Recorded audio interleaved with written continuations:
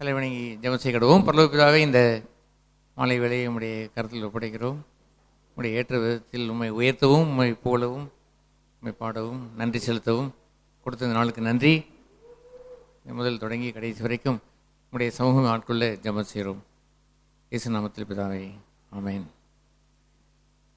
Remembering என்று சொல்கின்ற ஒரு பகுதியானது the remembrance of the righteous is blessed என்று சொல்லுவார்.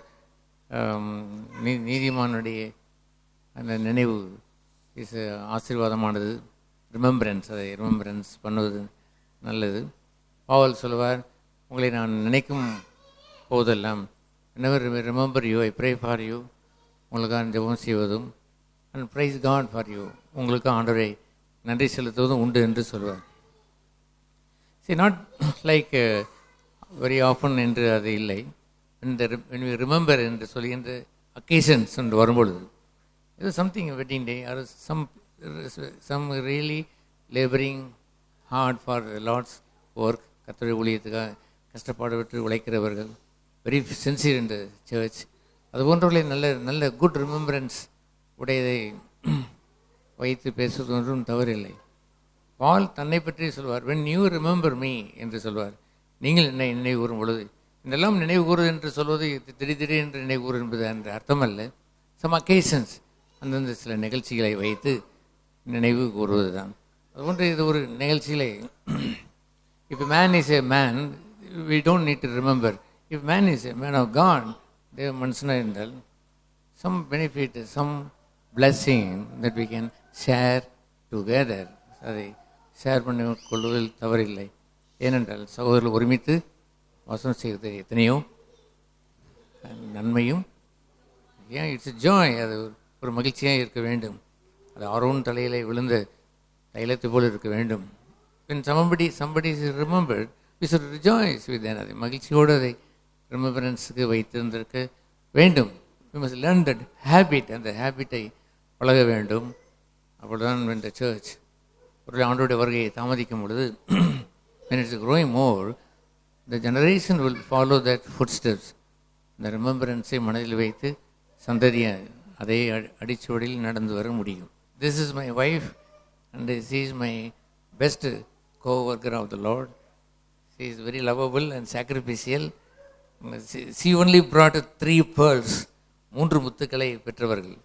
முதல் முத்து சலோமி, 2வது சூசன், 3வது எங்கே இருக்கிறான்? ஸ்டீபன். ஹலோ, அதோ ஸ்டீபன் எங்கே இருக்கிறான்? ஸோ 3 முத்துக்களுக்கு உரிய பெண்மணி இந்த அம்மையார், சசிகலா அம்மையார் ஒரு பாட்டு படிக்கிறாள்.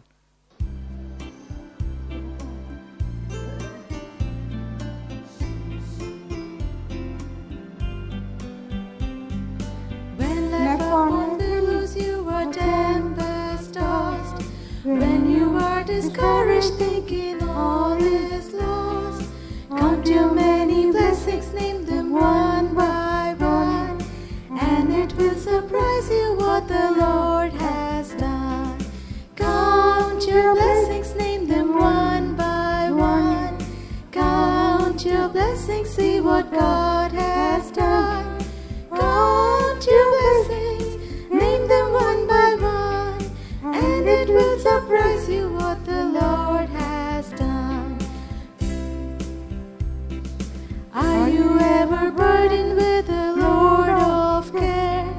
Does the cross seem heavy you are called to bear? Count your many blessings, every doubt will fly, and you will keep singing as the days go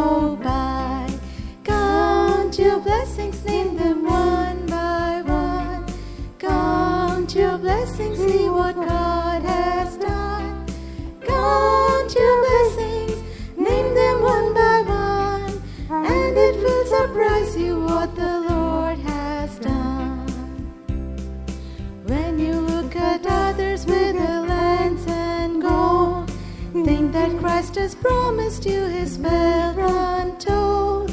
Count your many blessings, wealth can never buy your reward in heaven or your home on high. Count your blessings, name them one by one. Count your blessings, see what Lord has done. Count your blessings, name them one by one, and it will surprise you what the Lord has done. Amid the conflict, whether great or small, do not be discouraged, God is over all. Count your many blessings, angels will attend. Help and comfort give you to your journey's end. Count your blessings, name them one by one. Count your blessings, see what Lord has done. Count your blessings, name them one by one, and it will surprise you what the Lord has done. Praise Lord. Children dance from the day of my birth அப்படிங்கிற ஒரு தமிழ் பாடல். பிறந்த நாள் முதலாய் எம்மை தூக்கி சுமந்தீரே என்ற பாடல். Okay, we begin that.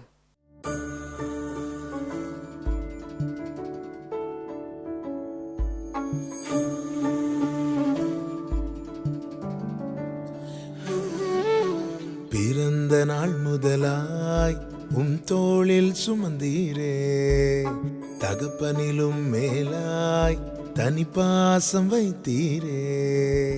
பிறந்த நாள் முதலாய் தோளில் சுமந்தீரே, தகப்பனிலும் மேலாய் தனிப்பாசம் வைத்தீரே. மெதுவான தென்றல் கொடுங்காற்றாய் மாறி அடித்த வேளையிலும் என கீழே விடவில்லை. மெதுவான தென்றல் கொடுங்காற்றாய் மாறி அடித்த வேளையிலும் என கீழே விடவில்லை. பிறந்த நாள் முதலாய் தோளில் சுமந்தீரே, தகப்பனிலும் மேலாய் தனிப்பாசம் வைத்தீரே.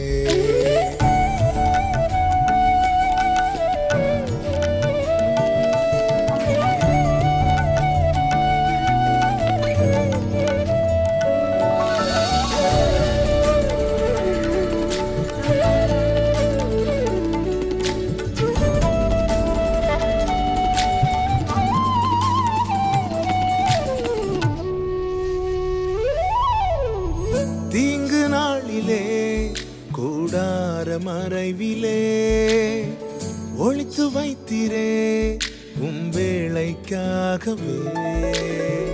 தீங்கு நாளிலே கூடார மறைவிலே ஒளித்து வைத்தீரே வேளைக்காகவே.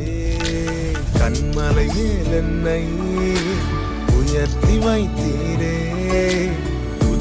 புது பாடல் என்னாவில் தந்தீரே.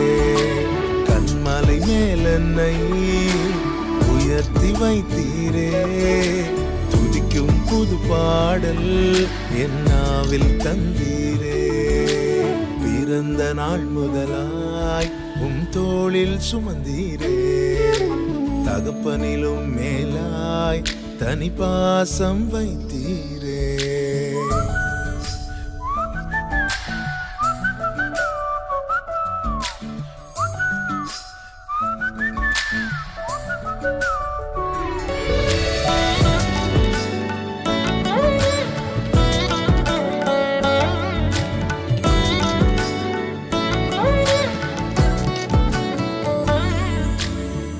பிறக்கு முன்னமே என் பெயரை அறிந்தீரே, அவயம் அனைத்துமே அழகாக வரைந்தீரே. பிறக்கு முன்னமே என் பெயரை அறிந்தீரே, அவயம் அனைத்துமே அழகாக வரைந்தீரே. என்னிடம் உள்ளதையே உம்மிடம் ஒப்படைத்தேன், அந்நாள் வரையிலுமே அதை காத்திட வல்லவரே. என்னிடம் உள்ளதையே உம்மிடம் ஒப்படைத்தேன், அந்நாள் வரையிலுமே அதை காத்திட வல்லவரே. பிறந்த நாள் முதலாய் உம் தோளில் சுமந்தீரே, தகப்பனிலும் மேலாய் தனிப்பாசம் வைத்தீரே. பிறந்த நாள் முதலாய் உம் தோளில் சுமந்தீரே, தகப்பனிலும் மேலாய் தனிப்பாசம் வைத்தீரே.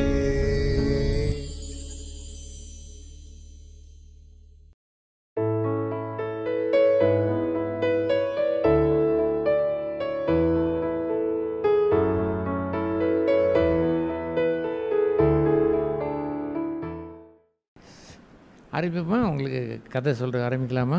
இது அங்கிள் ரத்னம். நான் தான் அது எழுதுனதில் உடைய ஒரு முக்கியமான பின்னணி என்னவென்றால், இட் நாட் வெரி இமேஜினரி. எல்லாம் இமேஜினரி என்று சொன்னால் சும்மா கற்பனை அப்படியிலே போயிட்டு என்னத்தையும் எழுதி மக்களுக்காக போட்டோம் அப்படின்னு நம்ம செய்யலை. எவ்ரி 13 ஸ்டோரிஸ், 13 கதைகளிலேயும் ஜோயல், மிஸ்டர் ஜோயல் 13 கதைகளிலேயும் this uncle Ratnam comes behind. அது பின்னால் அங்கிள் ரத்னம் இருக்கு இல்லையா? என்னுடைய வாழ்க்கையில் உள்ள நடந்த, நான் வாழ்ந்த, அனுபவித்த த ரேஸ் ஆஃப் லைட், அதனுடைய வெளிச்சம் இருக்கு இல்லையா, அதெல்லாம் அதில் சிதறி இருக்குது. நான் அப்போ அந்த நாட்களே நான் யோசித்தேன், பப்ளிஷ் பண்ணி இது 5 பப்ளிகேஷன் 5 முறை பதிக்கப்பட்டிருக்கு. முதல் பதிப்புலேருந்து ஆரம்பித்து 3000 காப்பீஸ் தொடங்கி 5 எடிஷன்ஸ் நம்ம கொண்டு வந்திருக்கிறோம். செகண்ட் வால்யூம் போட்டிருக்கிறோம். அதையெல்லாம் அந்த காலங்களில் யோசிப்பேன். This almost like my life history, என்னுடைய சுயசரிதை போல். அதில் பின்னால் ஐ ஸ்டாண்ட் தேர். நானே அதை எழுதும் பொழுது sometime I use to weep, சில சமயம் அழுவது உண்டு. அது ஏனென்றால் it is not just outside story, it happen to me. அது எனக்கு நடந்ததாக அந்த நாட்களிலேயே எத்தனை வருடங்களுக்கு முன்பு, சுமார் 20 வருடங்களுக்கு முன்பு எழுதின அந்த கதைகள், 25 வருடங்களுக்கு முன்பு எழுதின கதைகள். when I was writing I used to weep, அழுவது உண்டு. ஏனென்றால் திஸ் இஸ் ரியல் என்று எனக்கு தெரியும். நல்ல நல்ல சத்தியங்களை வைத்து தான் அதை எழுதுகிறோம். இந்த ப்ளூ நைட்டிங்கேலுடைய முதல் கதையினுடைய சத்தியம் என்னவென்று சொன்னால், இயேசு கிறிஸ்துவின் இரத்தம் சகல பாவங்களையும் நீக்கி சுத்திகரிக்கும் என்பதுதான்.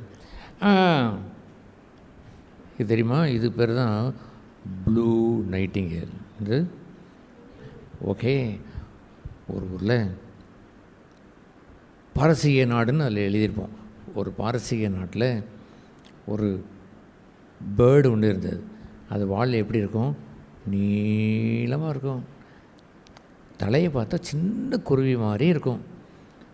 அது ரெக்கையை அழகாக விரித்து பறந்துச்சுன்னா நல்ல ப்ளூ கலர், அப்படி ஷைனியாக இருக்கும். அதனால தான் அதுக்கு பேர் என்ன பேர் வச்சாங்க? Blue nightingale. கேர்ள் இந்த கேர்ள் இல்லை, நைட்டிங் GAL கேர்ள். சரிங்களா? அந்த ப்ளூ நைட்டிங்கேல் என்ன தெரியுமா? 2 வருஷத்துக்கு ஒருக்கத்தான் ஒரு முட்டையிடும். எத்தனை வருஷத்துக்கு? 2 வருஷத்துக்கு பிறகு ஒரு முட்டையிடும். அந்த ப்ளூ நைட்டிங்கேல் அழகாக பாடும். ஆனால் அதுக்கு ஏன் பேர் நைட்டிங்கில் வந்தது? நல்லா பாடுறதுனால தான் நைட்டிங்கேல்னு பேர் வந்துச்சு. அந்த அழகாக பாடுது இல்லையா? ஆனால் எப்பயும் பாடாது. ஏதாவது கஷ்டம், ஏதாவது துன்பம், ஏதாவது வலி, ஏதாவது நஷ்டம், வேதனை அப்படி வந்துருச்சுன்னா பாட ஆரம்பிச்சிடும். சூப்பராக பாடும். எது பாடும்? அந்த ப்ளூ நைட்டிங்கேல் பாடும். அப்போ என்ன செய்யுதுன்னு தெரியுமா? முட்டையிடுற நேரம் வந்துருச்சு. எத்தனை வருஷம் கழிச்சு முட்டையிட போகுது? 2 வருஷம் கழிச்சு முட்டையிட போகிறப்ப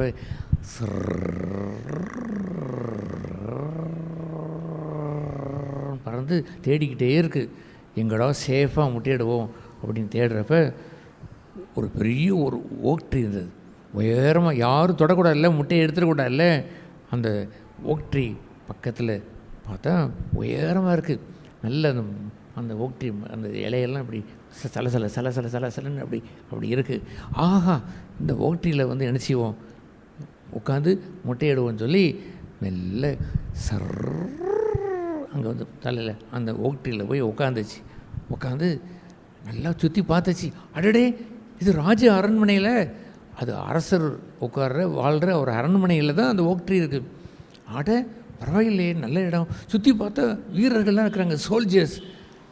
அந்த அரசருக்கு சோல்ஜர்ஸ் இருப்பாங்களே, ஜோனா சோல்ஜர் இருப்பாங்களே, நிறைய சோல்ஜர்ஸ் வேறு உட்காந்துருக்காங்க. ஆகா, நம்ம பிள்ளைக்கு பாதுகாப்பான இடம் அப்படின்னு சொல்லி என்ன செய்ய ஆரம்பிச்சிச்சு, நல்ல இடம் பார்த்துருச்சுல, இனி கூடு கட்டணும்ல, ஒரு குச்சி, இன்னொரு குச்சி, இப்படி குச்சியாக வச்சு ஒரு கயிறை வச்சு அழகாக ஒரு கட்டிடுச்சு. அப்புறம் அந்த குஞ்சு படுக்கிறதுக்கு எப்படி இருக்கணும், இடம் நல்லா சாஃப்டாக இருக்கணும் இல்லையா, மெத்த மாதிரி இருக்கணும் இல்லையா, அதுக்கு என்ன செய்யும், நல்ல பஞ்சிகள்லாம் எடுத்து வந்து அது உள்ளே வச்சிச்சு. சரட்டு கொஞ்சம் நல்லா வெரி ஓக்டியாக தான் இருக்கிறாரு. வாங்க அவங்களை பக்கத்தில் வச்சுக்கிட்டே சொல்லிடுவோம். அப்படி அந்த கூட்டில் வச்சு பஞ்சு மஞ்சா வச்சு நல்ல ஜம்முன்னு நல்ல மெத்தையை உண்டாக்கி வச்சிருச்சு. உட்காந்துருச்சு. அப்புறம் எதுக்கு உட்காந்துருச்சு, முட்டை ஓடணும். காலையில் ட்ராயின் அருமையான ஒரு முட்டை இட்டுருச்சுப்பா. அந்த அந்த ப்ளூ நைட்டி என்ன இட்டுருச்சு, ஒரு நல்ல ஒரு முட்டையை அங்கே போட்டுருச்சு. போட்ட உடனே அதுக்கு ஒரே சந்தோஷம். அதுக்கு 12 நாள் அடகாத்தா தான். அதில் 17 நாள் போட்டிருப்போம், 12 நாள்லேயும் போதும். 12 நாள் வரைக்கும் அதை அடகாக்கும். எதுக்கு அடகாக்கும் தான் என்ன அர்த்தம், அது மேலே உக்காந்தா தான் என்ன பிறக்கும், பிள்ளை பிறக்கும், குஞ்சு பிறக்கும். எனக்கு ஒரு தம்பி பிறந்திருக்கான் பார்த்தீங்களா, தங்கச்சி அது மாதிரி ஒரு குஞ்சு பிறந்து வரும். அதனால் அமைதியாக உக்காந்துக்கிட்டே இருந்துச்சு. அன்றைக்கி சாயங்காலம் அந்த குஞ்சு பொறிக்க போதில்ல, அன்னைக்கு நேரம் பார்த்து அந்த அரசர் இருக்கார் இல்லையா, அரசர் அந்த இடத்துலேருந்து ஐயோ அம்மா அப்பா அழுதார். என்னடா அழுது பார்த்தா, ஐயோ வயிறு வலிக்குதே, எனக்கு தலை வலிக்குது அழுகிறார். உடனே அரசரெல்லாம் அந்த போர் வீரர்லாம் கிடுன்னு ஓடி நிற்கிறாங்க. அரசே போய் தள்ளிங்க, நில்லுங்கன்னு சொல்லிட்டு அழுகிறாரு. அது பார்த்துக்கிட்டே இருக்கு. அங்கே அந்த அரசருடைய மாடியில் இருந்தான்னு பார்க்குறாரு. அந்த மரம் பெருசாக இருக்குல்ல, பார்த்துருச்சு இந்த ப்ளூ நைட்டிங்கேல். ஐயோ ராஜாவுக்கு என்னவோ தலைவலிக்குது போல இருக்கே. ஆனால் அரசே, உங்களுக்கு தினமும் சாயங்காலம் 7 மணிக்கு வந்துருச்சுன்னா நீங்கள் வரும்போது தலைவலிக்குது ராஜா, எங்களுக்கு கஷ்டமாக இருக்குது ராஜா. இல்லை பரவாயில்லை, சும்மா இருங்க, உட்காருங்க, நில்லுங்கன்னு சொல்லிட்டு ஓன்னு அவர் அழுகிறார். இப்படி ஒவ்வொரு நாளும் 7 மணிக்கு ராஜா உள்ளே வந்தார்னா என்ன வந்துடும் அவருக்கு, சொல்லுங்கள், தலைவலி சொல்லுங்கள், கரெக்டாக சொல்லுங்கள், என்ன வந்துடும். ஏஸ் சொல்லலைன்னா உங்களுக்கு கதை இல்லைன்ட்டு அவங்க உட்கார வச்சுருவேன். கரெக்டாக சொல்லுவீங்களா, என்ன வந்துடும், ஏஸ் தலைவலி பயங்கரமாக வந்துடுமா. பார்த்துட்டே பாவம் இந்த ராஜா அப்படின்னு இருக்குமா. அடுத்த நாள் குஞ்சு பொறிக்க போகுது. முட்டை இருக்கும்ல, முட்டை அது உள்ளது சவுண்டு கேட்குது, டொக் டொக் டொக் டொக் டொக் டொக் டொக் டொக் டொக் டொக் டொக் டொக் ட்ராயின். முட்டை உடஞ்சி வந்துடுச்சு. முட்டைக்குள்ளேருந்து எது வருது, நைட்டிங்கேல் பேபி, அந்த குஞ்சு பேபி இருக்குல்ல, ஸ்வைன் அது வந்தது. பார்த்தா ரொம்ப பியூட்டிஃபுல்லாக இருக்குது. பெரிய நைட்டிங்கல் வேறு இருக்குது, இது குட்டி நைட்டிங்கல் அழகாக இருக்கு இல்லையா, சூப்பராக என்ன செய்யுது. அந்த பேபி வந்த உடனே அந்த அம்மா கொஞ்சம் சாப்பாடு வச்சுருந்தாங்கள்ல, அதை அந்த பேபி வாய் திறந்துச்சா, ட்ராயிங்னு நினைச்சாங்க. அந்த வாயில் ஊட்டினாங்க, இந்த குட்டி நைட்டிங்களுக்கு ஊட்டினாங்க. பொறு அம்மா போய் உனக்கு நிறைய எடுத்து வரேன் அப்படின்னு சொல்லி போய் கொஞ்சம் நம்மளாம் சாப்பாடெல்லாம் எடுத்துகிட்டு பறந்து வாயை திறந்துச்சு. திறந்துச்சுல அதை ஊட்டுனாங்க. யார் ஊட்டுறாங்க, இந்த அம்மா இந்த குஞ்சிக்கு ஊட்டுறாங்க. குஞ்சு என்ன செய்யுது, நல்லா சாப்பிட்டுட்டே இருக்குது, ரொம்ப சந்தோஷமாக சாப்பிட்டுட்டே இருக்குது. இப்படி இருக்கிறப்ப சொல்லும் அம்மா, குஞ்சிகிட்ட சொல்லும், என்ன சொல்லும் அம்மா என்ன சொல்லுவாங்க, நீ இங்கே இரு, நான் போய் என்ன கொண்டு வரேன், இன்னும் கொஞ்சம் உனக்கு சாப்பாடு கொண்டு வரேன்னு சொல்லும். சரியா, இதையெல்லாம் கொடுத்துக்கிட்டு இருக்கிறப்ப ஒவ்வொரு நாள் சாயங்காலமும் 7 மணிக்கு யார் வந்துடுவார், ராஜா வந்துடுவார். என்ன சொல்லுவார், ஐயோ தலைவலி அழுவார். எல்லாம் சேவர்கள்லாம் ஓடி போய் பார்ப்பாங்க. பார்த்து அவங்களும் பாவம் போல் பார்த்துக்கிட்டே இருப்பாங்க. இப்படி நடந்துக்கிட்டு இருக்கும்ல, இந்த குருஞ்சிவி வந்து ஒரு 15 நாள் கழித்து பறக்கலாம். 14 நாள், 12 நாள், 13 நாள் வந்துருச்சு. 14ஆவது நாள் பறக்கிற நேரம் வந்துருச்சுல. அப்போ சொல்லும், நாளைக்கு ஒன்று பறக்க கொண்டு போவேன், மெல்ல தூக்கிட்டு போய் உன்னை பறக்க விட்டுருவேன். இனி மாதிரி என் கூடயே நீ சாப்பிட வந்துடலாம், நான் கொடுக்கணும் அவசியமே இல்லை, கூட வரலாம். அப்படியாம்மா, அம்மா அம்மா ஆசையாக இருக்குமா, உங்களோட பறக்கணும்னு ஆசையாக இருக்குமா அப்படின்னு சொல்லி குட்டி அந்த நைட்டிங்கல் சொல்லும். பறக்கிறேம்மா, அம்மா அம்மா நான் பறக்க வர்றேம்மா அப்படின்னு அந்த ஆசையாக சொல்லுமா. சரி கவனமாயிரு, நான் வந்துடுறேன் அப்படின்னு சொல்லி ஊட்டிக்கிட்டு இருக்கும்ல, ஊட்டிகிட்டு போயிடும். அங்கே தூரத்துலேருந்து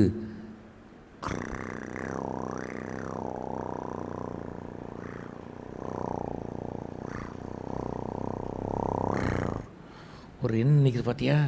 என்னது அது? ஈகிள் கல்ல பிறந்து நிற்குது. அப்படி பார்க்குது. எதை பார்க்குது? அந்த பேபி நைட்டிங்கலை பார்க்குது. பறக்க போறியா, என்ன செய்கிறேன்ப்பா அப்படின்னு மனசுக்குள்ளே சொல்லிக்கிட்டு இருக்கோம். எனக்கு நல்ல சாப்பாடு கிடச்சிருச்சு அப்படி சொல்லிக்கிட்டு இருக்கோம்.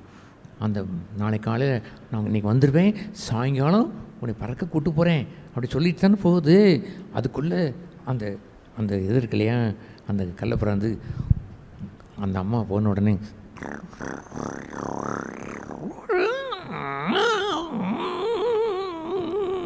டக்குன்னு அந்த அந்த கூட்டில் வந்து உட்காந்துச்சு. உட்காந்து அம்மா அம்மா அம்மா வந்துட்டீங்களா, அம்மா வந்துட்டீங்களா, அம்மாவா உன்னை கொல்ல போகிறேன் அப்படி சொன்னோடனே ஐயோ ஐயோ யார் யார் யார் நீங்கள்? நான் தான் பருந்து ஈகிள் வந்துருக்கு. அம்மா அம்மா அம்மா அம்மா இந்த ஈகிள் வந்துருக்குமா, நீ காப்பாற்றுக்குமா காப்பாற்றுக்குமான்னு அழுதுச்சு. உன்னை யாரும் காப்பாற்ற வரமாட்டாங்க அப்படின்னு சொல்லி அந்த குட்டி அந்த பறவை இருக்குல்ல, சரட்டுன்னு அந்த ரெக்கையை பிடிச்சி கரெக்ட்னு இழுத்து அம்மா அம்மா அம்மா அம்மான்னு அழுதுதான் அதை வச்சுக்கிட்டு தின்றுச்சு, வாயில் போட்டு தின்றுச்சு. அம்மா அம்மா அம்மான்னொடனே சரட்டுன்னு அது நெஞ்சில் பார்த்து ஒரு மிதிச்சு அதை வேற பிச்சிருச்சு. ரத்தம் வேற அடிக்குதுப்பா. அம்மா அம்மா அம்மா அம்மா அப்படி செத்து போச்சு. இது பூராத்தையும் எடுத்து நினச்சிருந்துச்சு, தின்றுச்சு. நல்லா பூரா தின்னுட்டு வாயில் பூரா ரத்தம் நல்லா தின்னுவிட்டு பார்த்தியா அந்த அந்த கறியோடு அப்படி பறந்து போயிடுச்சு,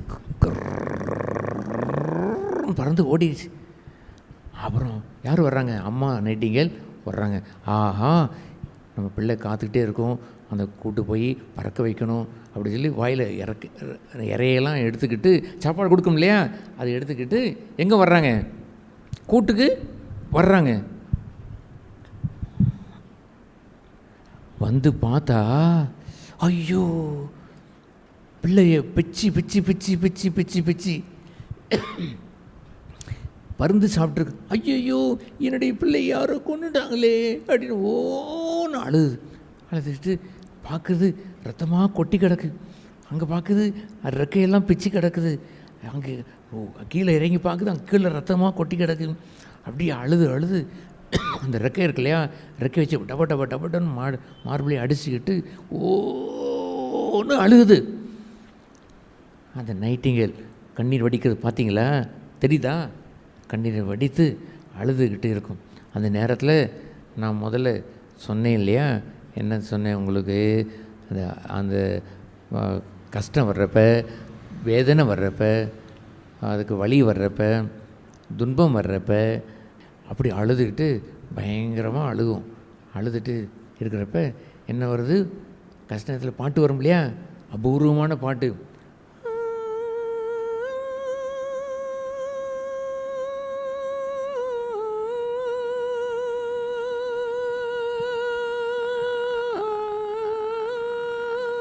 அப்படின்னு பாடிச்சு.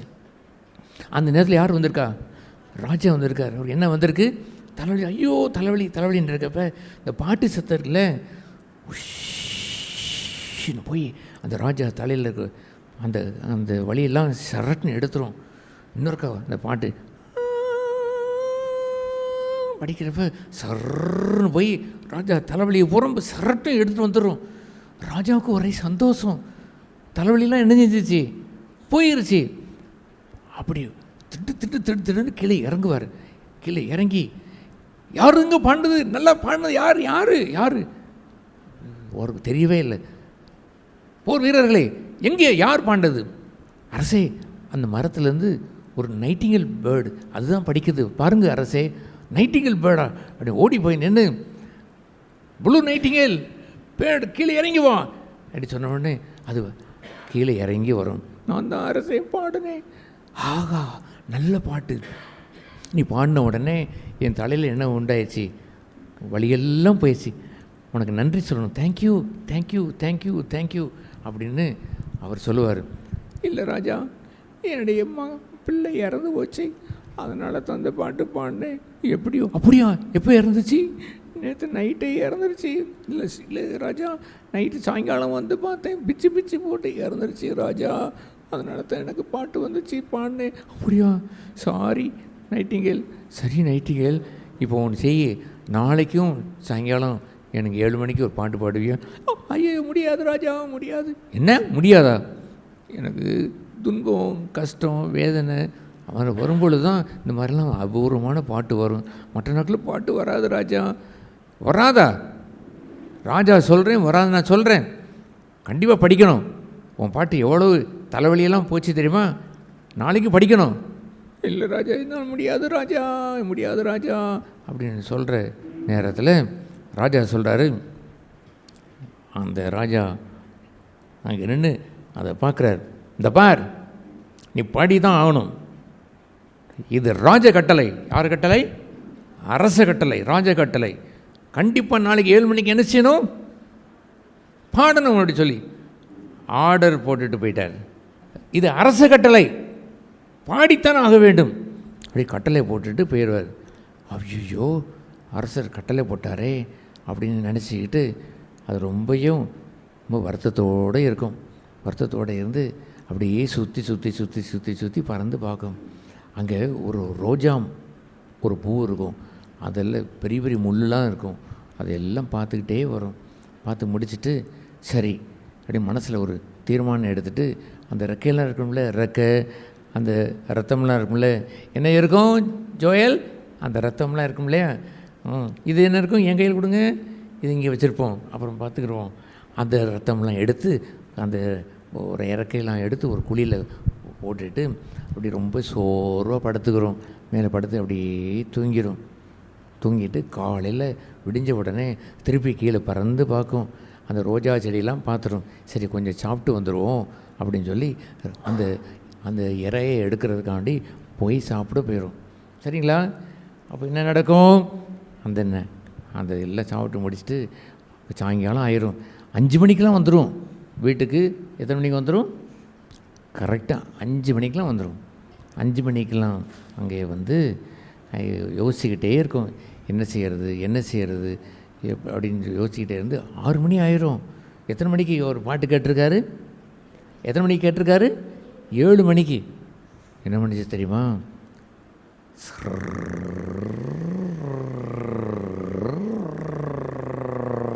இறங்கி அந்த ரோஜா செடி இருக்குல்ல, அது பெரிய பூவாக பூத்துருந்துருக்கு. இந்த பார்த்தீங்களா, இந்த ரோஸ் கலரில் பூத்துருக்குல்ல, அதில் ஒரு பெரிய ஒரு முள் இருக்கும். அந்த முள் பக்கத்தில் அந்த பாடியை ஒட்டி வச்சுக்கிட்டு அப்படியே தான் பிள்ளை இறந்துச்சுல நேற்று, அது மாதிரி அதை நினச்சிக்கிட்டே முள்ளை வைத்து சரட்டுன்னு குத்தும். நெஞ்சுக்குள்ளே போயிடும் முள் பண்ண சர்ன்னு ரத்தம் வரும். அந்த சின்ன பேபி ப்ளூ நைட்டிகள் ரத்தம் வந்துச்சுல, அதே மாதிரி சர்ன்னு ரத்தம் வரும். நான் அழுது நேரத்தில் தான் என்ன வந்துடும்? பாட்டு வந்துடும். எப்போ பாட்டு வரும் ஜோனா?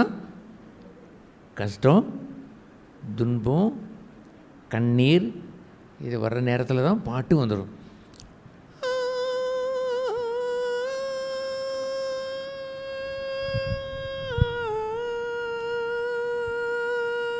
பாட்டு போச்சா?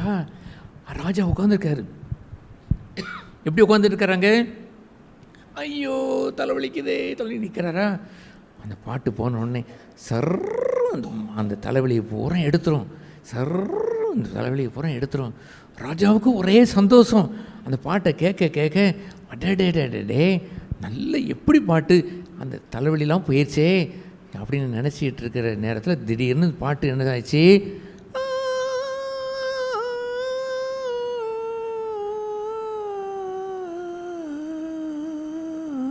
அப்படி நின்றுச்சு.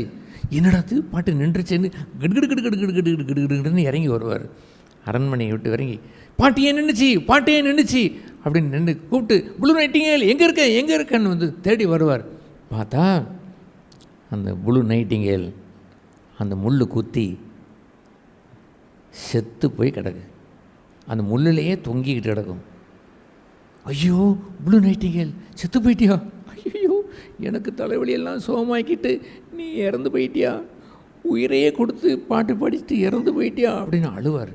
அந்த அழுத உடனே ஒரு அற்புதம் நடக்கும். ஏன்னா அற்புதம் தெரியுமா, அந்த ரோஜாப்பூ இருக்குல்ல, அதில் யாருடைய ரத்தம் ஏறிடும், ப்ளூ நைட்டிங்கேலுடைய ரத்தம் அந்த முள் வழியாக சர்ன்னு ஏறி அந்த ரோஜாப்பூ இருக்குல்ல, ரோஜா முழுசும் சிகப்பு ரோஜாவாக மாறிடும். செக்க சிவேன்னு இருக்கும்ல பிளட்டு எப்படி இருக்கும், எப்படி இருக்கும், சிகப்பாக இருக்கும். என்ன கலரில் இருக்குப்பா, சிகப்பு கலரில் இருக்கும்ல, அந்த ரெட் ரோஸாக மாறிடும். அந்த ரோஜாப்பூ முழுசும் ரெட்டாக மாறிடும். மாறின உடனே என்ன பண்ணுவார் ராஜா, அந்த ராஜா அதை அழுதுகிட்டே எடுப்பார். என் தலைவலியெல்லாம் போக்குன அந்த ரத்தம், அது சிந்தின ரத்தம் அப்படின்னு எடுத்து அந்த ராஜா அரண்மனையில் கல்லறை வச்சுருப்பாங்களே, கல்லறை அது பக்கத்தில் அதை போட்டு அதெல்லாம் ஒரு சின்ன ஒரு கெட்ட வச்சார். ஒரு கல்லறையை வைத்து கட்டினார். கட்டி அந்த சிகப்பு ரோஜா இருக்குல்ல, இங்கே கவனியோ, அங்கே சிவப்பு ரோஜா இருக்கா இல்லையா பாப்புஜி, அந்த சிவப்பு ரோஜா இருக்கா இல்லையா, அதோட விதை இருக்கும்ல, அந்த விதையை எடுத்து அந்த கல்லறை சுற்றி போட்டார். அது பார்த்தா ஜில்லுன்னு உயிர் பெற்று வளர்ந்தது போல் வளர்ந்து அதுவும் சிவப்பு ரோஜா பூவாக மாறிடுச்சு. நிறைய சிவப்பு ரோஜா, இனி வர்றது பூரா என்ன ரோஜா மாறிடுச்சு. இங்கே பாருங்கள், அந்த பூவில் எத்தனை ரோஜா இருக்குது, வெள்ளை ரோஜா, சிவப்பு ரோஜா மாதிரி சிகப்பு ரோஜாவாக அது மாறிடுச்சு. கவனிக்கிறியா பாப்புஜி, சிகப்பு ரோஜாவாக மாறிடுச்சு. அப்போ ஒரு சத்தம் உண்டாச்சு, சிகப்பு ரோஜாவை பார்க்குறீங்களா, சிகப்பு ரோஜாவை பார்த்துக்கிட்டு இருக்கீங்களா, பார்க்கலையா, சிகப்பு ரோஜாவை பார்க்குற பிள்ளைகளே கவனிங்கள். நீங்கள் சிகப்பு ரோஜாவை பார்க்கும் பொழுது என்ன ஞாபகம் வரணும், ப்ளூ நைட்டிங்கேல் ஞாபகம் வரணும். ப்ளூ நைட்டிங்கேல் என்ன ஞாபகம் வரும், தான் உயிரையே கொடுத்து ரத்தத்தையே சிந்தி யாருடைய தலைவலியை போக்கிருச்சு, ராஜா தலைவலியை போக்குனது போல் நீங்கள் இயேசு சுவாமியை மறக்கக்கூடாது. அவர் தன் உயிரையே நமக்காக கொடுத்தார். உயிரையே கொடுத்து என்னுடைய பாவங்கள் எல்லாம் மன்னித்து கடவுளுடைய பிள்ளையாக மாற்றிட்டார். கெட்ட பிள்ளையில் இருந்த பிசாசின் பிள்ளையில் இருந்த பிசாசு பிள்ளையில் இருந்தோம்ல, கெட்ட பிள்ளைலாம் அதெல்லாம் மாற்றி கடவுளுடைய பிள்ளையாக மாற்றிட்டார். நம்ம எல்லோரும் யாருடைய பிள்ளையாக மாற்றிட்டார், இயேசு சுவாமி உயிரையே கொடுத்து ரத்தத்தை கொடுத்து நம்முடைய யாருடைய பிள்ளையாக மாற்றிட்டார், தேவனுடைய பிள்ளையாக மாற்றிட்டார். சரியா, இந்த கதையை மறக்கக்கூடாதுல்ல. எல்லாம் முழங்கால் போடுங்க, ஜோர முழங்கால் போடுங்க, ஜோர முழங்கால் போடுங்க, கை ஊப்புங்க, எல்லோரும் கை ஊப்புங்க, கண்ணம் போடுங்க. அன்புள்ள இயேசு சுவாமி, சத்தமாக சொல்லுங்கள், அன்புள்ள இயேசு சுவாமி, இன்று முதல் நாங்கள் இயேசு சுவாமி பிள்ளைகள். அவர் சிந்தின சிகப்பு ரத்தம் எங்கள் பாவத்தை கழுவி தேவனுடைய பிள்ளையாய் மாற்றிவிட்டது. இந்த ப்ளூ நைட்டிங்கேல் கதை சிகப்பு ரத்தத்தை சிந்தி ராஜா தலைவலியை போக்கியது. அதுபோலவே இயேசு சுவாமி ரத்தம் எங்கள் பாவத்தை எல்லாம் போக்கி தேவனுடைய பிள்ளையாய் மாற்றிவிட்டது. உமக்கு நன்றி, உமக்கு நன்றி. ஆமென்.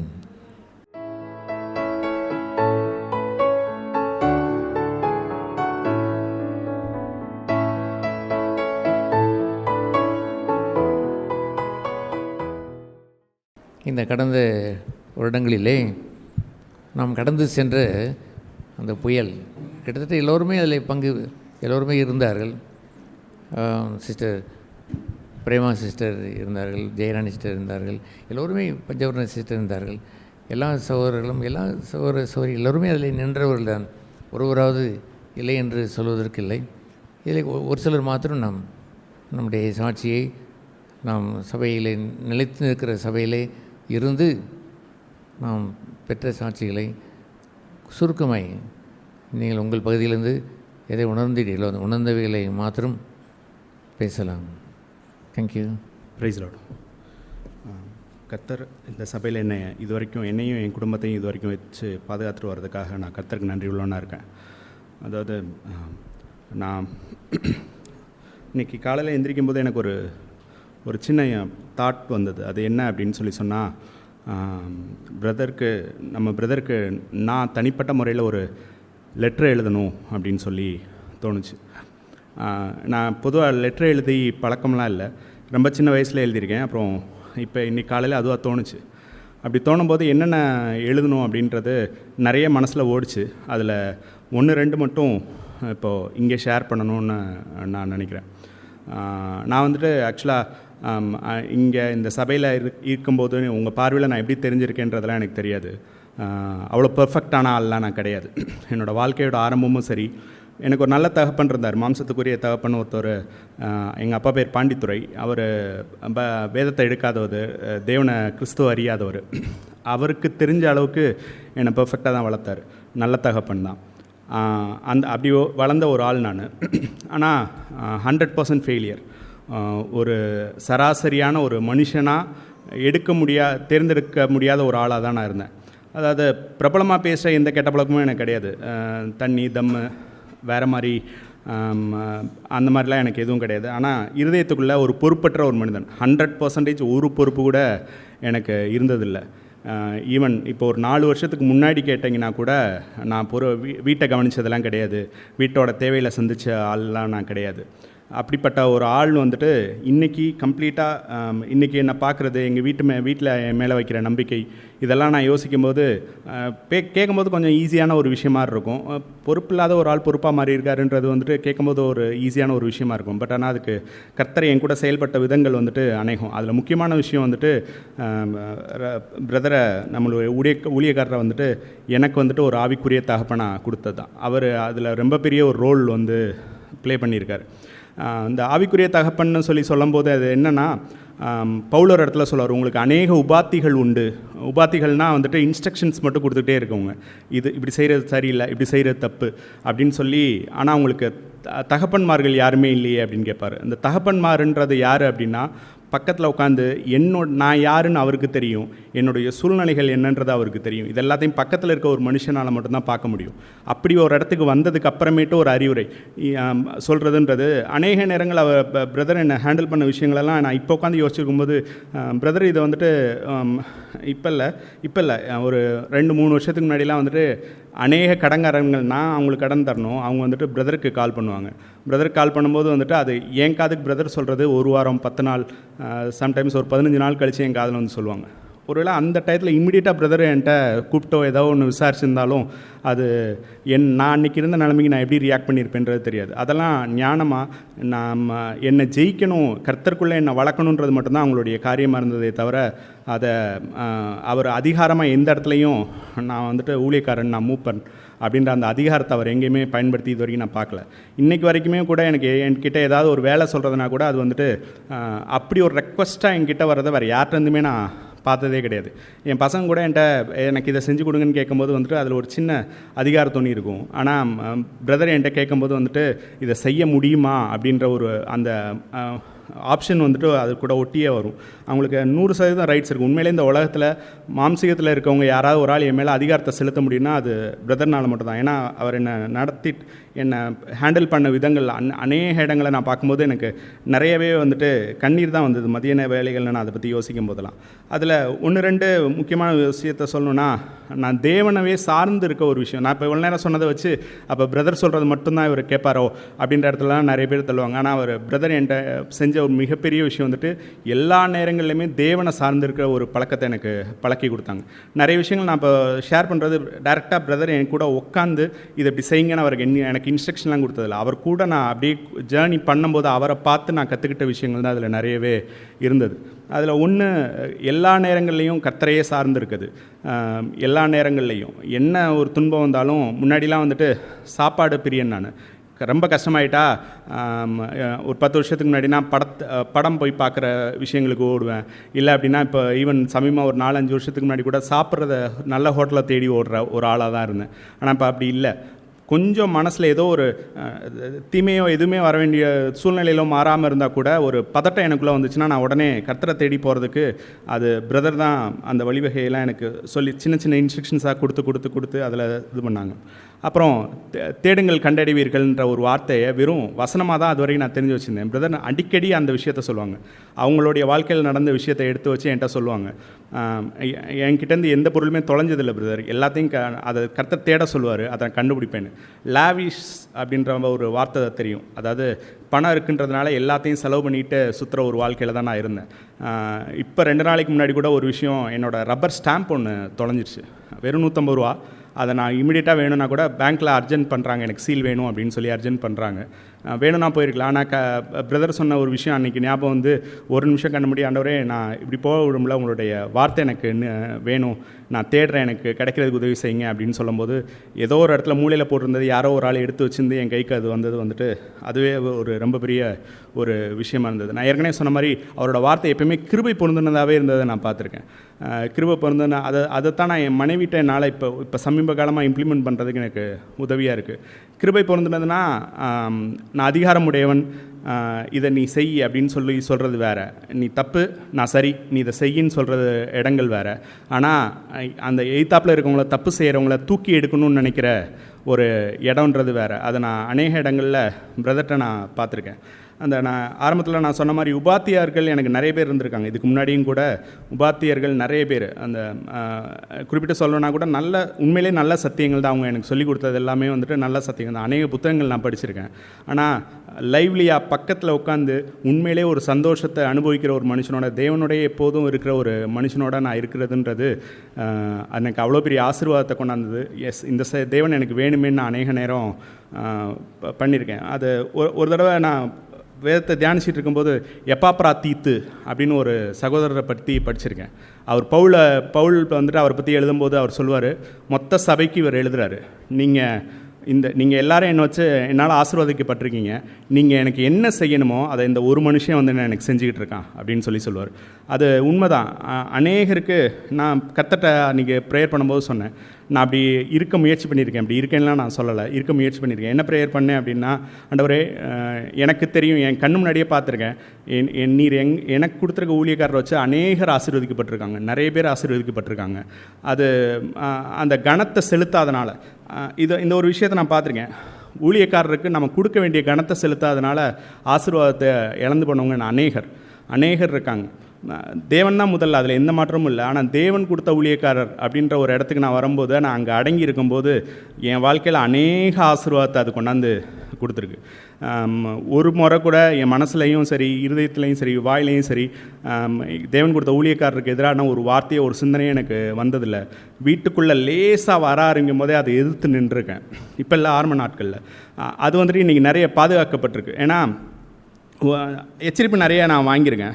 அதாவது கணவன் மனைவிக்குள்ளே சின்ன விஷயமாக ஆரம்பிக்கிறத, அது சபைக்கு எதிராக ஆரம்பிக்கிறத வந்துட்டு நம்ம வளர விட்டோம் அப்படின்னு சொன்னால் அது நம்ம குடும்பத்துக்குள்ளேயே புயல் வீசிட்ட ஒரு இடத்துக்கு கொண்டாந்து நிறுத்திடும்.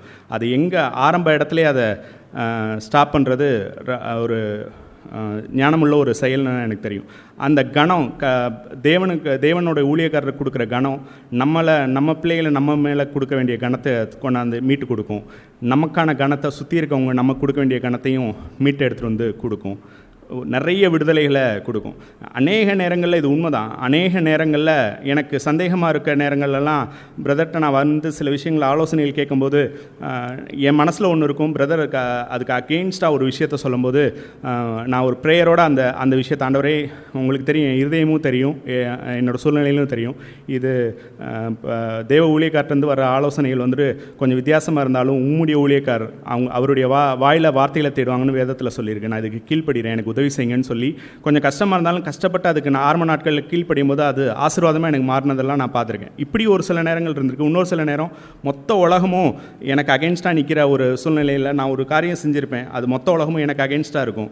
அப்போ மனசு ஒடிஞ்சு போயிருந்து வரும்போது பிரதர் அங்கே என்ன தட்டி கொடுக்குறத பார்த்துருக்கேன். பிரதர், இது உண்மையிலே பெரிய காரியம், இது வேறு யாரும் செஞ்சுருக்க முடியாது, நீங்கள் செஞ்சீங்க அப்படின்னு சொல்லி ஒரு டயத்தில் என்கிட்ட ஒரு விஷயத்த சொன்னார். ஒரு பிஸ்னஸை க்ளோஸ் பண்ணிட்டு வந்திருந்தேன். அப்போ சொல்லியிருந்தார், அப்போது நான் சரியான பாதையில் தான் போகிறேன் அப்படின்னு சொல்லி விசுவாச குறைவில் இருந்த ஒரு சில நேரங்கள், அந்த நேரத்தில் பிரதர்கிட்ட போகும்போது தைரியமாக பண்ணுங்க பிரதர், கர்த்தர் உங்க கூட இருப்பாருன்னு சொல்லி அவர் என்னை தட்டி கொடுத்த விஷயங்கள், அந்த மாதிரி அநேக நேரங்களில் அந்த ஜிக்ஸாக்டில் நான் பார்த்துருக்கேன். அவர் பிரதர் என்னை கடிந்து கொண்டிருக்காரு, பிரதர் என்னை தட்டி கொடுத்துருக்காரு, பிரதர் எனக்கு ஊக்கம் கொடுத்துருக்காரு. அந்த மாதிரி அநேக லிஸ்ட்டை நான் போட்டுகிட்டே போகணும். அப்போ இது எல்லாத்துக்கும் ஒரு பேர் தான் வைக்கணும் அப்படின்னு சொன்னால் அப்போ தான் எனக்கு இந்த அழகான பேர் எனக்கு வந்தது. ஆவிக்குரிய தகப்பனாக எனக்கு இருந்து இப்போ வரைய இருந்தார். இப்போது நம்ம ஒரே ஒரு சகோதரத்தை மட்டும் இதை நான் ஷேர் பண்ணியிருந்தேன். எனக்கு ஒரு சில நேரம் அதுவாக ஆவியானவராக எனக்கு ஒரு ப்ரேயரை வாயில் வைப்பார். அந்த மாதிரி ஒரு நல்ல ப்ரேயர் நான் இப்போ ரீசெண்டாக ஒரு 2 மாதத்துக்கு முன்னாடி ஒரு ப்ரேயர் பண்ணேன். அது என்னென்னா, ஆண்டவரே என்ன ஒரு நல்ல சபையில் வச்சுருக்கீங்க, நல்ல சகோதரர் என்னை வழி நடத்துறதுக்காக வச்சுருக்கீங்க, என் பிள்ளைகளின் பிள்ளைகளை நான் பார்க்கணுன்னு நான் ஆசைப்பட்றேன். நீங்கள் உங்களுடைய வருகை தாமதமாக இருந்தால் அதுவரைய என்னுடைய சகோதரரும் என் கூட இருக்கிறதுக்கு நீங்கள் அருள் புரிங்க அப்படின்னு சொல்லி நான் கேட்டிருந்தேன். ஏன்னா ஆமாம், சில விஷயங்களுக்குள்ளே நான் உள்ளே போகும்போது எனக்கு அவருடைய அட்வைஸ் நிறைய விஷயங்கள் தேவை. என்னோடய மகங்களோட கல்யாணமாக இருக்கலாம், படிப்பாக இருக்கலாம், எதுவாக இருக்கலாம், அதுக்கு ப்ராக்டிக்கலான ஒரு அட்வைஸுன்றது அது ரொம்ப முக்கியம். ஏன்னா என்னுடைய சுய வழியில் போய் நிறைய பாடுபட்டிருக்கேன், நான் நிறைய கஷ்டப்பட்டிருக்கேன்.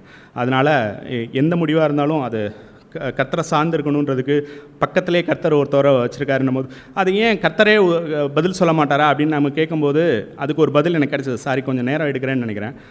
ஒரு பதில் என்னென்னா, கர்த்தரை சார்ந்தே இருக்கவங்களுக்கு கர்த்தரை ஈஸியாக பேசிட முடியும். நம்மளோட இருதயத்திலே சில பகுதிகள் வந்துட்டு கடினமாக இருக்கும், அதை உடைக்கிறதுக்கு சம்மட்டி வேணும்னு சொல்லி பைபிளே சொல்லுது. அந்த கடினமாக இருக்க விஷயங்களில் வந்துட்டு உடைக்கிறதுக்கு ஒரு சம்மட்டி வேணும். அதுதான் ஊழியக்காரங்க அநேக நேரம் பண்ணுற விஷயங்கள். ஆபிரகாம் வந்துட்டு அந்த பணக்காரர்கிட்ட சொல்லும்போது, ஐஸ்வர்யவான்கிட்ட சொல்லும்போது வந்துட்டு என்னோட அண்ணன் தம்பியெல்லாம் தப்பிக்கணும்னு சொல்லும்போது அவங்ககிட்ட சொல்கிறது, ஏன்னா அவங்க இருதையெல்லாம் ஹார்டாக இருக்கிறதுனால அவங்களுக்கு அப்போஸ்தலர்கள் இருக்காங்க, தீர்க்கதரிசிகள் இருக்காங்க, அவங்க சொல்லுவாங்க, அவங்க சொல்கிறதுக்கு அவங்க செவி கொடுக்காட்டி வேறு யாருக்கும் செவி கொடுக்க முடியாதுன்னு சொல்கிற ஒரு இடம் இருக்குது. அதனால் அது ரொம்ப முக்கியமான ஒரு இது. கர்த்தர் ஒருத்தவங்களை கனப்படுத்தியிருக்காரு, நான் கனம் செலுத்தலை அப்படின்னு சொன்னால் என்னுடைய வழிகள் வந்துட்டு மோசமான ஒரு இடத்துக்கு தான் போய் நிற்கும். அப்போ அதில் நான் கொஞ்சம் ஜாக்கிரதையாக இருக்க வேண்டியது முக்கியம். நான் பிரதரை எனக்கு கொடுத்து அவருடைய ஆளுகை செய்கிற சபையில் என்னை வச்சு அவருக்கு இருதயத்துக்கு ஏற்ற ஒரு மேய்ப்பரை கொடுத்து என் குடும்பத்தையும் வச்சு பாதுகாத்துக்கிட்டு இருக்கிறதுனால கர்த்தருக்கு நான் எப்பயும் நன்றி உள்ளவனாக இருக்கேன். ப்ரைஸ் தி லார்ட். கர்த்தர் நாமத்திற்கு ஸ்தோத்திரம். அண்ணன் தான் இங்கே சொல்லுவேன். அண்ணனுக்கு இந்த சபையில் நான் வந்து இருப்பேன்னு நான் நினைக்கவே இல்லை. மாதத்துக்கு ஒருக்க எப்போயாவது தான் நான் விருந்தினரில் இருப்பேன். 2 மாதத்துக்கு ஒருக்க இப்படி தான் வந்துட்டு இருந்தேன். ஆனால் கர்த்தர் எனக்கு எவ்வளோ திட்டம் வச்சுருக்கிறாருன்னு நான் இப்போ ரொம்ப அடிக்கடி நினைத்து பார்க்குறேன். ஏன்னா இப்படி ஒரு சத்தியத்தை கேட்டு அதன்படி நடந்து கொள்கிறதுக்கு இல்லைன்னா சூழ்நிலைகள் மாறுறப்பெல்லாம் எனக்கு உலக ஞானத்தின்படி நான் நடந்து நான் என்னையே ஏமாற்றி வேறு வழியில் நான் பக்தியாக தான் இருக்கேன், நானும் வேதம் வாசிக்கிறேன், ஜெபிக்கிறேன், நான் இந்த காரியங்கள்லாம் இருக்கிறேன் அப்படிங்கிற திருப்தியில் நான் போயிடாதவாறு என்னுள்ள குறைகளை நான் கண்டுகொள்வதற்கு இங்கே வந்து சத்தியங்கள் நிறைய கேட்டு தெரிந்து கொள்ள கர்த்தர் என்னை இப்படியாக வழிநடத்தி வந்திருக்கிறாருக்காக ஆண்டவருக்கு கோடி நன்றி செலுத்துகிறேன். அண்ணனை பொறுத்த மட்டும் நல்ல ஒரு பேரண்ட்ஸ்க்கு கீழ்ப்பிடிதல் உள்ள எல்லாருக்கும் முன்மாதிரியான எப்படிப்பட்ட கடினமான பேரண்ட்ஸாக இருந்தாலும், எங்கள் அப்பா வந்து ஒரு மிலிட்ரி மேன், அதனால் ரொம்ப மிலிட்ரி ரைட்டில் இருப்பாங்க. ஆனாலும் அவங்கள மாதிரி கண்டிஷனாக இருக்க யாராலும் முடியாது. ஸ்கூல்லையும் கூட எங்கள் அப்பா கடினமான வாத்தியார் தான்.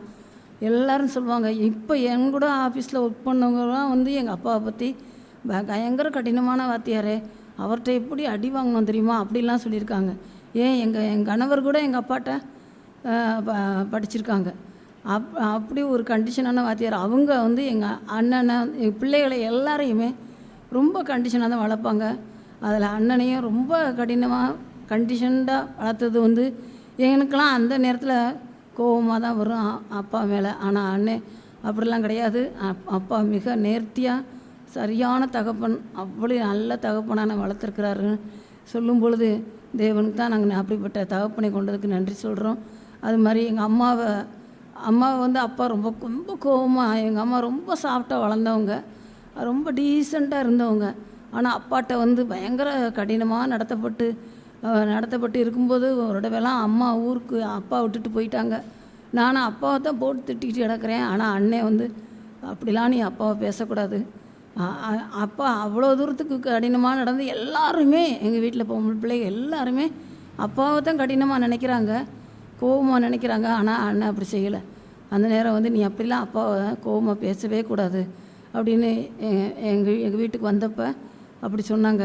அப்படியாக கடின பாதைகள் இதை எல்லாத்தையும் ரொம்ப விரும்பி இருக்காங்க. எங்கள் அண்ணி கூட சொல்லுவாங்க, எனக்கு நல்ல ஜாலியாக இருக்கிற பாட்டுகள் தான் பிடிக்கும், ஆனால் உங்கள் அண்ணனுக்கு எந்நேரம் நான் அழுகிற மாதிரி பாட்டு தான் பிடிக்கும், எந்த நேரம் அப்படி சாரோஃபுல் சாங்ஸ் தான் பாடுவாங்க அப்படின்பாங்க. ஆனால் அதெல்லாம் வந்து அர்த்தத்தை உணர்ந்து கர்த்தரோடு அந்த இருதயம் ஒன்றித்து வாழ்கிறதுக்கு அந்த பாடல்களின் வரிகள் மிகவும் பிரயோஜனங்கிறத உணர்ந்து அந்த நாளில் அவங்க உணரலை, இப்பொழுது உணர்ந்திருப்பாங்க. அதுபோல் அதாவது எங்கள் அண்ணியுடைய எல்லா பலவீனங்கள் மேலே உண்டு. அந்த நாள்லேருந்தே அந்த பலவீனங்களை சகித்து வாழ்கிறது, சகித்து அன்போடு சகித்து வாழ்கிறது பெருசு கிடையாது. அதுலேயும் அவர்களை அதிகமாக நேசித்து 3 பிள்ளைகளையும் கர்த்தருக்கு பயப்படுற பயத்தில் வளர்த்தது மிகவும் அது நினைத்தே பார்க்க முடியாதது. எங்கள் சகோதரிகள் எல்லாருமே நாங்கள் அதைத்தான் சொல்லிக்கிடுவோம். அண்ணன் அப்படி தூரத்துக்கு தேவன் அண்ணனை பயன்படுத்தி வர்றதுக்காக அவருக்கு கொடான கொடி நன்றி செலுத்துவோம். அது மட்டும் இல்லை, பிள்ளைகளையும் சரியான ஒழுக்கத்தில் நேர்த்தியாய் 3 பிள்ளைகளையும் முத்துக்கள் தான் அது சொன்னோம்னா 3 பேரையும் அப்படியாக ஒரு கர்த்தருக்கு பயப்படுற பயத்தில் வளர்த்துருக்காங்க. அண்ணனுடைய இப்போ ரீசெண்டாக கூட அண்ணன் கூட உட்காந்து பேசிகிட்டு இருக்கிற நேரம் கர்த்தர் பெயர் சொல்லி அழைத்தார், என்னையும் பெயர் சொல்லி அழைத்தார். என்னுடைய அழைப்பு வந்து எனக்கு ஒருவேளை சந்தேகம் வந்துருச்சு இடையில ஒரு தடவை கூட, முழு நேரம் ஊழியத்துக்கு தான் அழைத்தாரான்னு. ஆனால் அந்த நேரத்தில் கர்த்தர் என்னுடைய பெயரை வைத்து எனக்கு உறுதி பண்ணி கொடுத்தாருன்னு சொன்னது எனக்கு ரொம்ப அது டச்சிங்காக இருந்தது. அண்ணன் பேர் வந்து எங்கள் அம்மா வச்சது கிறிஸ்துதாஸ் ரத்னகுமார்னு. நான் என்ன நினச்சோம், எங்கள் மாமாமார் 2 பேர் பேரை சேர்த்தான், கிறிஸ்டோபரும் இன்னொரு மாமா மெசையாதாஸ், அந்த 2 பேரை சேர்த்தான் வச்சுருக்காங்கன்ட்டு நாங்களாம் நினச்சேன். எங்கள் அம்மா சொன்னது அதுதான்.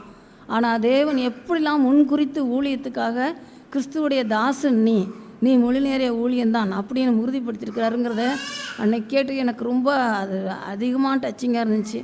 கர்த்தர் எப்படிலாம் ஒருத்தரை பிறக்கு முன்பே தாயின் கருவில் உருவாக முன்பே தெரிந்தெடுத்த தேவதாசனுங்கிறத நான் உறுதி பண்ணினதை நான் கேட்டு கர்த்தருக்கு நன்றி சொன்னேன்.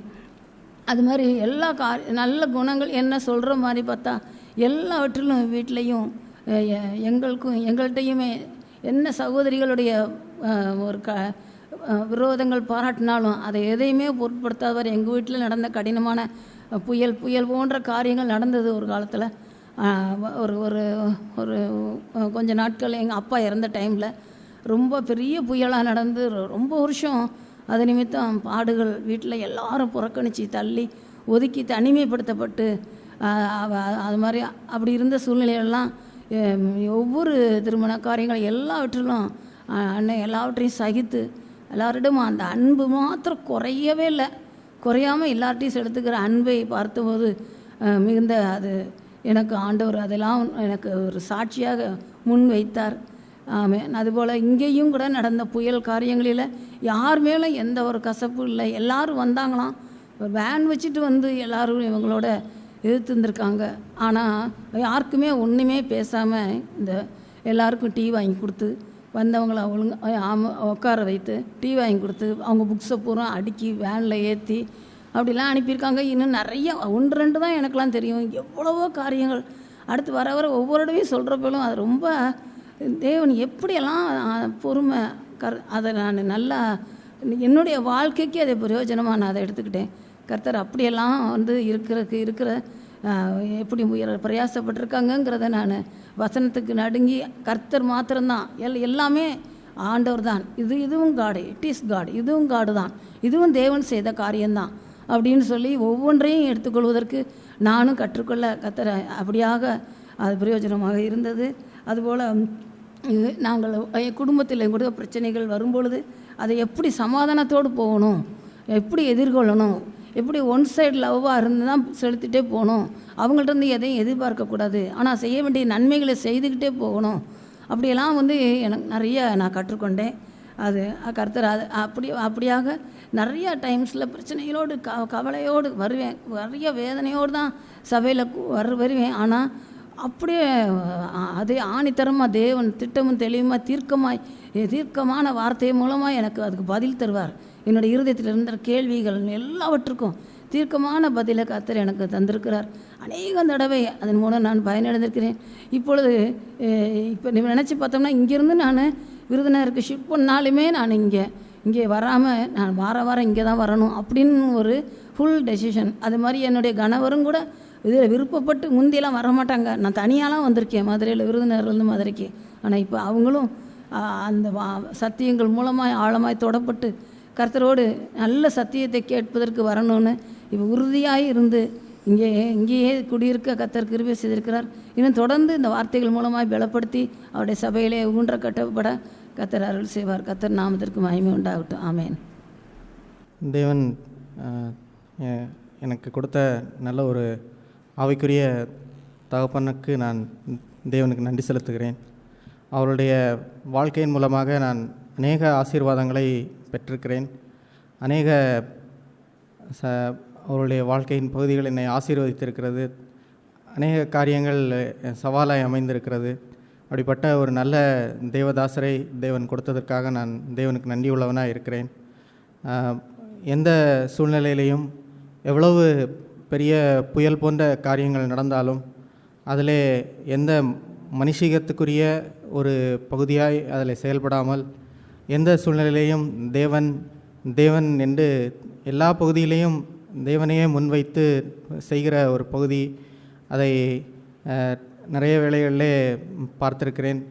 எந்த சூழ்நிலையிலையும் இதிலே தேவன் எப்படி நடத்துகிறார் என்று அதற்கு முழுவதுமாய் ஒப்படைத்து தேவன் நடத்துதலின்படியே சகலத்தையும் செய்கிற அந்த ஒரு பகுதி, அதுபோன்ற ஒரு நல்ல தேவதாசரை கொடுத்ததற்காக நான் தேவனுக்கு நன்றி செலுத்துகிறேன்.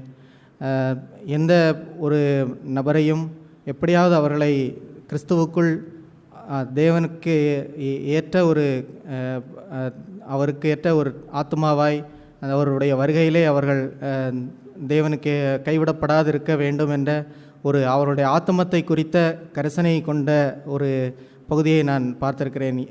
யாரிடத்திலே டீல் பண்ணாலும் அவருடைய ஆத்மத்தை குறித்த ஒரு கரிசனையை பார்த்திருக்கிறேன். எப்படியாவது அவர்களை தூக்கி எடுக்க வேண்டும் என்ற ஒரு பகுதி, அதுபோன்ற ஒரு நல்ல தேவதாசரை தேவன் கொடுத்திருக்கிறதுக்காக தேவனுக்கு நன்றி செலுத்துகிறேன். இன்னும் அநேக என்னுடைய சொந்த வாழ்க்கையிலையும் ஒரு நல்ல ஒரு ஆவிக்குரிய தகப்பனை போல அநேக என்னுடைய காரியங்களிலே வாலிப நாட்கள் முதலாகவே அநேக பகுதிகளிலே கூடவே இருந்து நல்ல ஒரு ஆவிக்குரிய தகப்பனாய் அநேக காரியங்களிலே முன்னின்று உதவி செய்த நல்ல தேவதாசருக்காக நான் தேவனுக்கு நன்றி செலுத்துகிறேன். அவருடைய அந்த வாழ்க்கையின் அடிச்சுவடுகளை அதே போன்று நானும் பின்பற்றி வர விரும்புகிறேன். தேவன் தொடர்ந்து உதவி செய்வார்னு நான் நம்பிக்கை எடுக்கிறேன். இது போன்ற நல்ல தேவதாசரை நான் கனம் பண்ணி அது போன்ற எப்போதும் நன்றியுள்ள ஒரு இருதயத்தோடு அவர்கள் தேவனை பின்பற்றுகிறது போல நானும் தேவனை பின்பற்றி வர தேவன் உதவி செய்வார்னு நம்பிக்கை எடுக்கிறேன். ஆமாம். கர்த்தருக்கு ஸ்தோத்திரம். தேவன் என்னுடைய சபையில் என்னை வைத்து எனக்கு நல்ல ஒரு ஆவிக்குரிய தகப்பனை தேவன் எனக்கு தந்ததுக்காக நான் நன்றி செலுத்துகிறேன். பிரதர் கூட நான் ஒரு நாள் ஃபுல்லாக நான் ஆஃபீஸில் அவங்க கூட நான் இருந்திருக்கேன். நிறைய விஷயங்கள் நான் பிரதரோட லைஃப்பில் மெயினாக கற்றுட்டது அவங்கக்கிட்ட இருக்கிற அந்த விசுவாசம். இன்றைக்கு வரைக்கும் எந்த ஒரு சூழ்நிலையும் கண்டு அவங்க பதறியோ விசுவாசிக்கிறவன் பதறான்ற அந்த வார்த்தையும் போல் அவங்க எந்த ஒரு சூழ்நிலையும் அவங்க பதறினதை நான் பார்த்ததே இல்லை. எதுனாலும் அவங்க அமைதியாக இருந்து அந்த சுச்சுவேஷனில் அவங்க தேவனை மட்டும் சார்ந்திருந்து அந்த விசுவாசத்தில் அவங்க இன்றைக்கு வரைக்கும் உறுதியாக இருந்திருக்காங்க. எனக்கும் கூட நிறைய விஷயங்களை அவங்க கற்றுக் கொடுத்தது விசுவாசத்துலேயும் சரி, என்னுடைய நார்மல் லைஃப்பில் நான் எப்படி நடந்துக்கணும், ஒரு சமையல் விஷயத்தில் கூட அவங்க ஒரு எப்படி அது கரிசனையோடு நான் மற்றவங்களுக்கு பண்ணணும் அப்படின்றது, நம்ம வீட்டில் பண்ணாலும் சரி சபையில் பண்ணாலும் சரி அதில் ஒரு கரிசனை இருக்கணும், மற்றவங்களுக்கு கொடுக்கணும் அப்படின்றது. அதுமாரி ஒவ்வொரு காரியங்களையும் எனக்கு வந்து அவங்க நிறைய விஷயங்கள் அவங்க வந்து எனக்கு கற்றுக் கொடுத்துருக்காங்க. நான் நிறைய விஷயங்களை நான் வந்து குறைவலாக இருந்தாலும் பிரதர் என் மேலே ரொம்ப பொறுமையாக தான் இருந்து இன்றைக்கு வரைக்கும் அவங்க நிறைய விஷயங்களை எனக்கு நான் தவறும் போதெல்லாம் நீங்கள் இப்படி இருக்கணும் அப்படின்னு நிறைய பகுதிகளில் எனக்கு இன்னமும் என்னை நிறைய பகுதிகளில் திருத்திகிட்டே தான் இருக்காங்க. என் மேலே அவ்வளோ பொறுமையாக இருக்காங்க. நான் தேவனுக்கு நன்றி செலுத்துகிறேன். உண்மையிலே நான் இந்த ஜீவனுள்ள சபையில் வந்து நான் இங்கே வரும்பொழுது நிறைய விஷயங்கள் எனக்கு இதாக இருந்தது. ஆனால் பிரதர் அன்னைக்கு நான் ஃபஸ்ட் டைம் இங்கே வர்றப்போ அவங்க சொன்ன ஒரு ஆறுதலான ஒரு தேவனுடைய வார்த்தை, தேவனுடைய தோட்டத்தில் நிறைய ரோஜா செடிகள் இருக்கும், ஆனால் அவருக்கு பிரியமான ஒரு ரோஸ் செடியை வந்து பிரிக்கும் பொழுது நம்ம ஏன் எடுத்தீங்க வச்சிங்கன்னு சொல்லிட்டு நம்ம கேள்வி கேட்குறதுக்கு எந்த ஒரு தகுதியும் இல்லை அப்படின்ட்டு. நான் வந்த ஒரு சிச்சுவேஷனில் அன்னைக்கு எனக்கு அந்த வார்த்தை உண்மையிலே வந்து ஆசீர்வாதமாக இருந்தது. அன்னிலேருந்து நான் ஏன்ற கேள்வியை நான் தேவன்கிட்ட இப்போ வரையும் நான் வந்து கேட்டதுக்கு இல்லை. ஏன்னா தேவன் எனக்குன்னு அனுமதித்தது, அவருக்கு பிரியமானதை அவர் எடுத்துக்கிட்டாரு. அப்படி தான் அதுமாரி தான் ஒவ்வொரு சூழ்நிலையிலும் வீட்டில் கூட நடக்கிற சில காரியங்கள் அப்படி எல்லாமே நடக்கிறப்போ எனக்கு அன்னைக்கு தேவையான வார்த்தையை பிரதர் கரெக்டாக என்கிட்ட பேசுவாங்க. நிறைய நேரத்தில் மற்றவங்க கிட்ட பேசுகிற அந்த வார்த்தை கூட எனக்கு அது ஆசீர்வாதமாக இருக்கும், நான் எப்படி நடந்துக்கணும்னு சொல்லிட்டு. அப்படி தான் ஒவ்வொரு காரியங்களிலும் எனக்கு சொல்லி கொடுத்துருக்காங்க. நான் தேவன்கிட்ட நான் கேட்பேன், என்னுடைய சரீரத்தின் பிரகாரமான என்னுடைய தகப்பனுக்கும் இன்றைக்கி தான் அவங்களுக்கும் பர்த்டே. பட் ஆனால் அவங்க சரீரத்தின் பிரகாரமாக அவங்க என்னை ஒரு சில காரியங்களை தான் என்னை வளர்த்தாங்களே தவிர மற்றபடி என்னுடைய ஆவிக்குரிய வாழ்க்கைன்றதில் அவங்க இது இல்லை. ஆனால் நான் இங்கே வந்த சபையில் வந்த நாள் முதல்ந்து இப்போ வரைக்கும் நிறைய விஷயங்களில் நான் வந்து கற்றுக்கொண்டு வரேன். அதுக்காக முழுமையாக தேர்ந்தவன் கிடையாது. ஆனால் நிறைய பகுதிகளை என் வாழ்க்கையில் வந்து தேவன் சீரமைச்சிருக்காங்க. நிறைய பகுதிகளில் பிரதரோட லைஃப்லேருந்து எனக்கு கற்றுக் கொடுத்துருக்காங்க. எங்கள் அம்மாவே ஒரு தடவை சொன்னாங்க, நீங்களாம் வந்து வெறுமனே வார்த்தையினால சொன்னால் நீங்கள் கேட்க மாட்டோன்றதுக்காக தான் பிரதரோட லைஃப்பில் நிறைய விஷயங்களை அனுமதித்து அவங்களும் உங்களுக்கு முன்மாதிரியான லைஃப் வாழும்படியாக காட்டுறாங்க அப்படின்னு சொல்லிட்டு நடந்த ஒரு புயலில் வந்து எங்கள் அம்மா சொன்னது அந்த வார்த்தை தான். நீங்கள் இப்போ அவங்கள ஃபாலோ பண்ணுறப்போ ஈஸியாக ஃபாலோ பண்ணுவீங்க, ஏன்னா உங்களுக்கு முன்னாடி அவங்க வாழ்ந்திருக்காங்க அப்படின்னு சொல்லிட்டு. இப்போ கூட பிரதருடைய சரீர சுவனத்தில் கூட நான் அவங்கள பார்த்தேன், எவ்வளோ ஒரு விசுவாசமாக இப்படி இருக்காங்க அப்படின்றத தான் நான் அவங்க லைஃப்பில் எதுக்கும் அவங்க இதானது கிடையாது. தேவனுடைய வார்த்தை எதுனாலும் அவங்க ஃபஸ்ட்டு பைபிளை தான் திறந்து வைப்பாங்க, வேறு எதுக்கும் அவங்க வந்து முன் கொடுத்ததே கிடையாது. அதே நேரத்தில் எல்லா சூழ்நிலையும் ஈஸியாக ஹேண்டில் பண்ணி அவங்க பாட்டு பாடிட்டே போகிறது, அந்த விஷயங்கள் எல்லாமே எனக்கு வந்து பிரதர் கூட இருந்து நிறைய கற்றுக்கணும்னு நினைப்பேன். ஆனாலும் சில விஷயங்கள் வந்து அவங்ககிட்ட இருந்து என்னால் கற்றுக்க முடியாத சூழ்நிலை சில விஷயம் வரும்பொழுது நான் வந்து தேவன்கிட்ட கேட்குறது அப்படி தான். நல்ல ஒரு முன்மாதிரியான ஒரு தகப்பனை கொடுத்துருக்கீங்க, அவங்ககிட்ட இருந்து நிறைய விஷயங்களை கற்றுக்கிட்டு இன்னும் நான் நிறைய விஷயங்களை வாழணும்னு நினைக்கிறேன். ஆனாலும் சில தடுமாறுகள் வருது, அந்த தடுமாற்றத்துலேருந்து நான் விடுபட்டு நான் வந்து தேவனுக்கு முன்பாக நான் அவங்கள பின்பற்றி வாழணும் அப்படின்னு சொல்லிட்டு நான் ஏற்கனவே அறிக்கை செஞ்சதை தான் இன்றைக்கும் நான் அறிக்கை செய்கிறேன். அதாவது நம்மளை நடத்துகிறவங்க வந்து நம்ம மேலே ஆத்மாவுக்காக வந்து அவங்க துக்கத்தோடு பண்ணாங்கன்னா அது நம்மளுக்கு இதாக இருக்காது. என் பிள்ளைகள் வந்து தேவனுடைய வழிகளை நடக்கிறாங்கன்ற சந்தோஷத்தை அவங்களுக்கு கொடுக்கணும். இதை தான் நான் மறுபடியும் அறிக்கை பண்ணுறேன். கண்டிப்பாக எனக்கு போதித்து நடத்துகிற என்னோடய ஆவிக்குரிய தகப்பனுக்கு நான் சந்தோஷத்தை கொடுக்க முடியாத ஒரு லைஃப் வாழ தேவன் எனக்கு உதவி செய்வாராக. தேவனுக்கு ஸ்தோத்திரம். இங்கே நின்று பேசும்படி தேவன் இந்த கிருபை தந்ததுக்காகவும் நான் நன்றி செலுத்துகிறேன். தேவன் நாமம் மகிமைப்படுவதாக.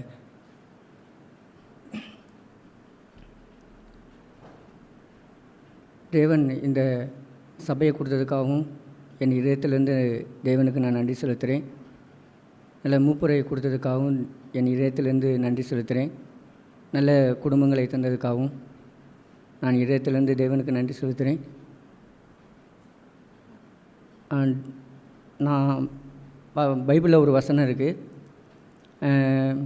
மாம்சத்தின்படி பார்க்காதபடி நான் ஆவின்படி தான் பிரதர் பார்த்தேன். அவர் ஒரு நல்ல எனக்கு அவர் மேலே எனக்கு ஒரு அன்பு, ஒரு மரியாதை எப்போதுமே என் தனிப்பட்ட வாழ்க்கையில் நான் வைத்திருப்பேன். அவருடைய ஜீவியத்திலேருந்து நானும் ஆசீர்வதிக்கப்பட்டவன் தான். அதிலிருந்து நான் 2 காரியத்தை எடுத்து நான் பேச விரும்புகிறேன். ஒரு டிசிப்ளின், நல்ல ஒழுக்கத்தை எந்த காரியங்கள் எடுத்தாலும் சரி, தன்னுடைய குடும்ப காரியங்களாக இருந்தாலும் சரி, சபை காரியங்களாக இருந்தாலும் சரி ஒரு நல்ல ஒரு டிசிப்ளினில் எடுத்து அதை தேவன் மகிமைக்காக எடுத்து அதை எல்லாம் பண்ணுவாங்க. அது ரொம்ப எனக்கு நானும் போகிற இடங்களில் என்னுடைய குடும்பங்களில் என்னுடைய வீடுகளில் நானும் அந்த மாதிரி ஒரு நல்ல ஒரு ஒழுக்கத்தை கற்று அதுபடி தான் நானும் நடந்தேன். ரெண்டாவது வந்து இந்த ராபர்ட் கதை வந்து எனக்கு ரொம்ப பிடிக்கும். அதுவும் அது ரொம்ப அந்த ராபர்ட் ஒரு சின்ன ஏழையாக இருந்தாலும் அவன் தேவனுடைய பிள்ளை அப்படின்னா அவர் நாமத்தை ஏற்றுக்கொண்டது எத்தனை பேர்களோ அத்தனை பேரும் அவருடைய பிள்ளையாகும்படி அதிகாரம். அப்புறம் இந்த பூமியில் தேவனுடைய பிள்ளைகள் எப்படி வாழணும், எப்படி இருக்கணும், எப்படி இந்த உலகத்துக்கு முன்பாக நம்ம இருக்கணும், வாழணும், கொள்ளணும் அப்படின்றத அந்த கதையிலேருந்து நிறைய காரியங்கள் நான் தெரிந்து கொண்டேன். அப்படி தேவன் எனக்கு அந்த காலங்களில் தேவன் அந்த அவர் ஜீவத்திலேருந்து இயேசு மேலே இருக்கக்கூடிய விசுவாச வழியை எனக்கு காட்டினாங்க. ஸோ அப்படி நான் மாம்சத்தின்படி பார்க்காதபடி ஆவின்படி தான் பார்த்தேன்.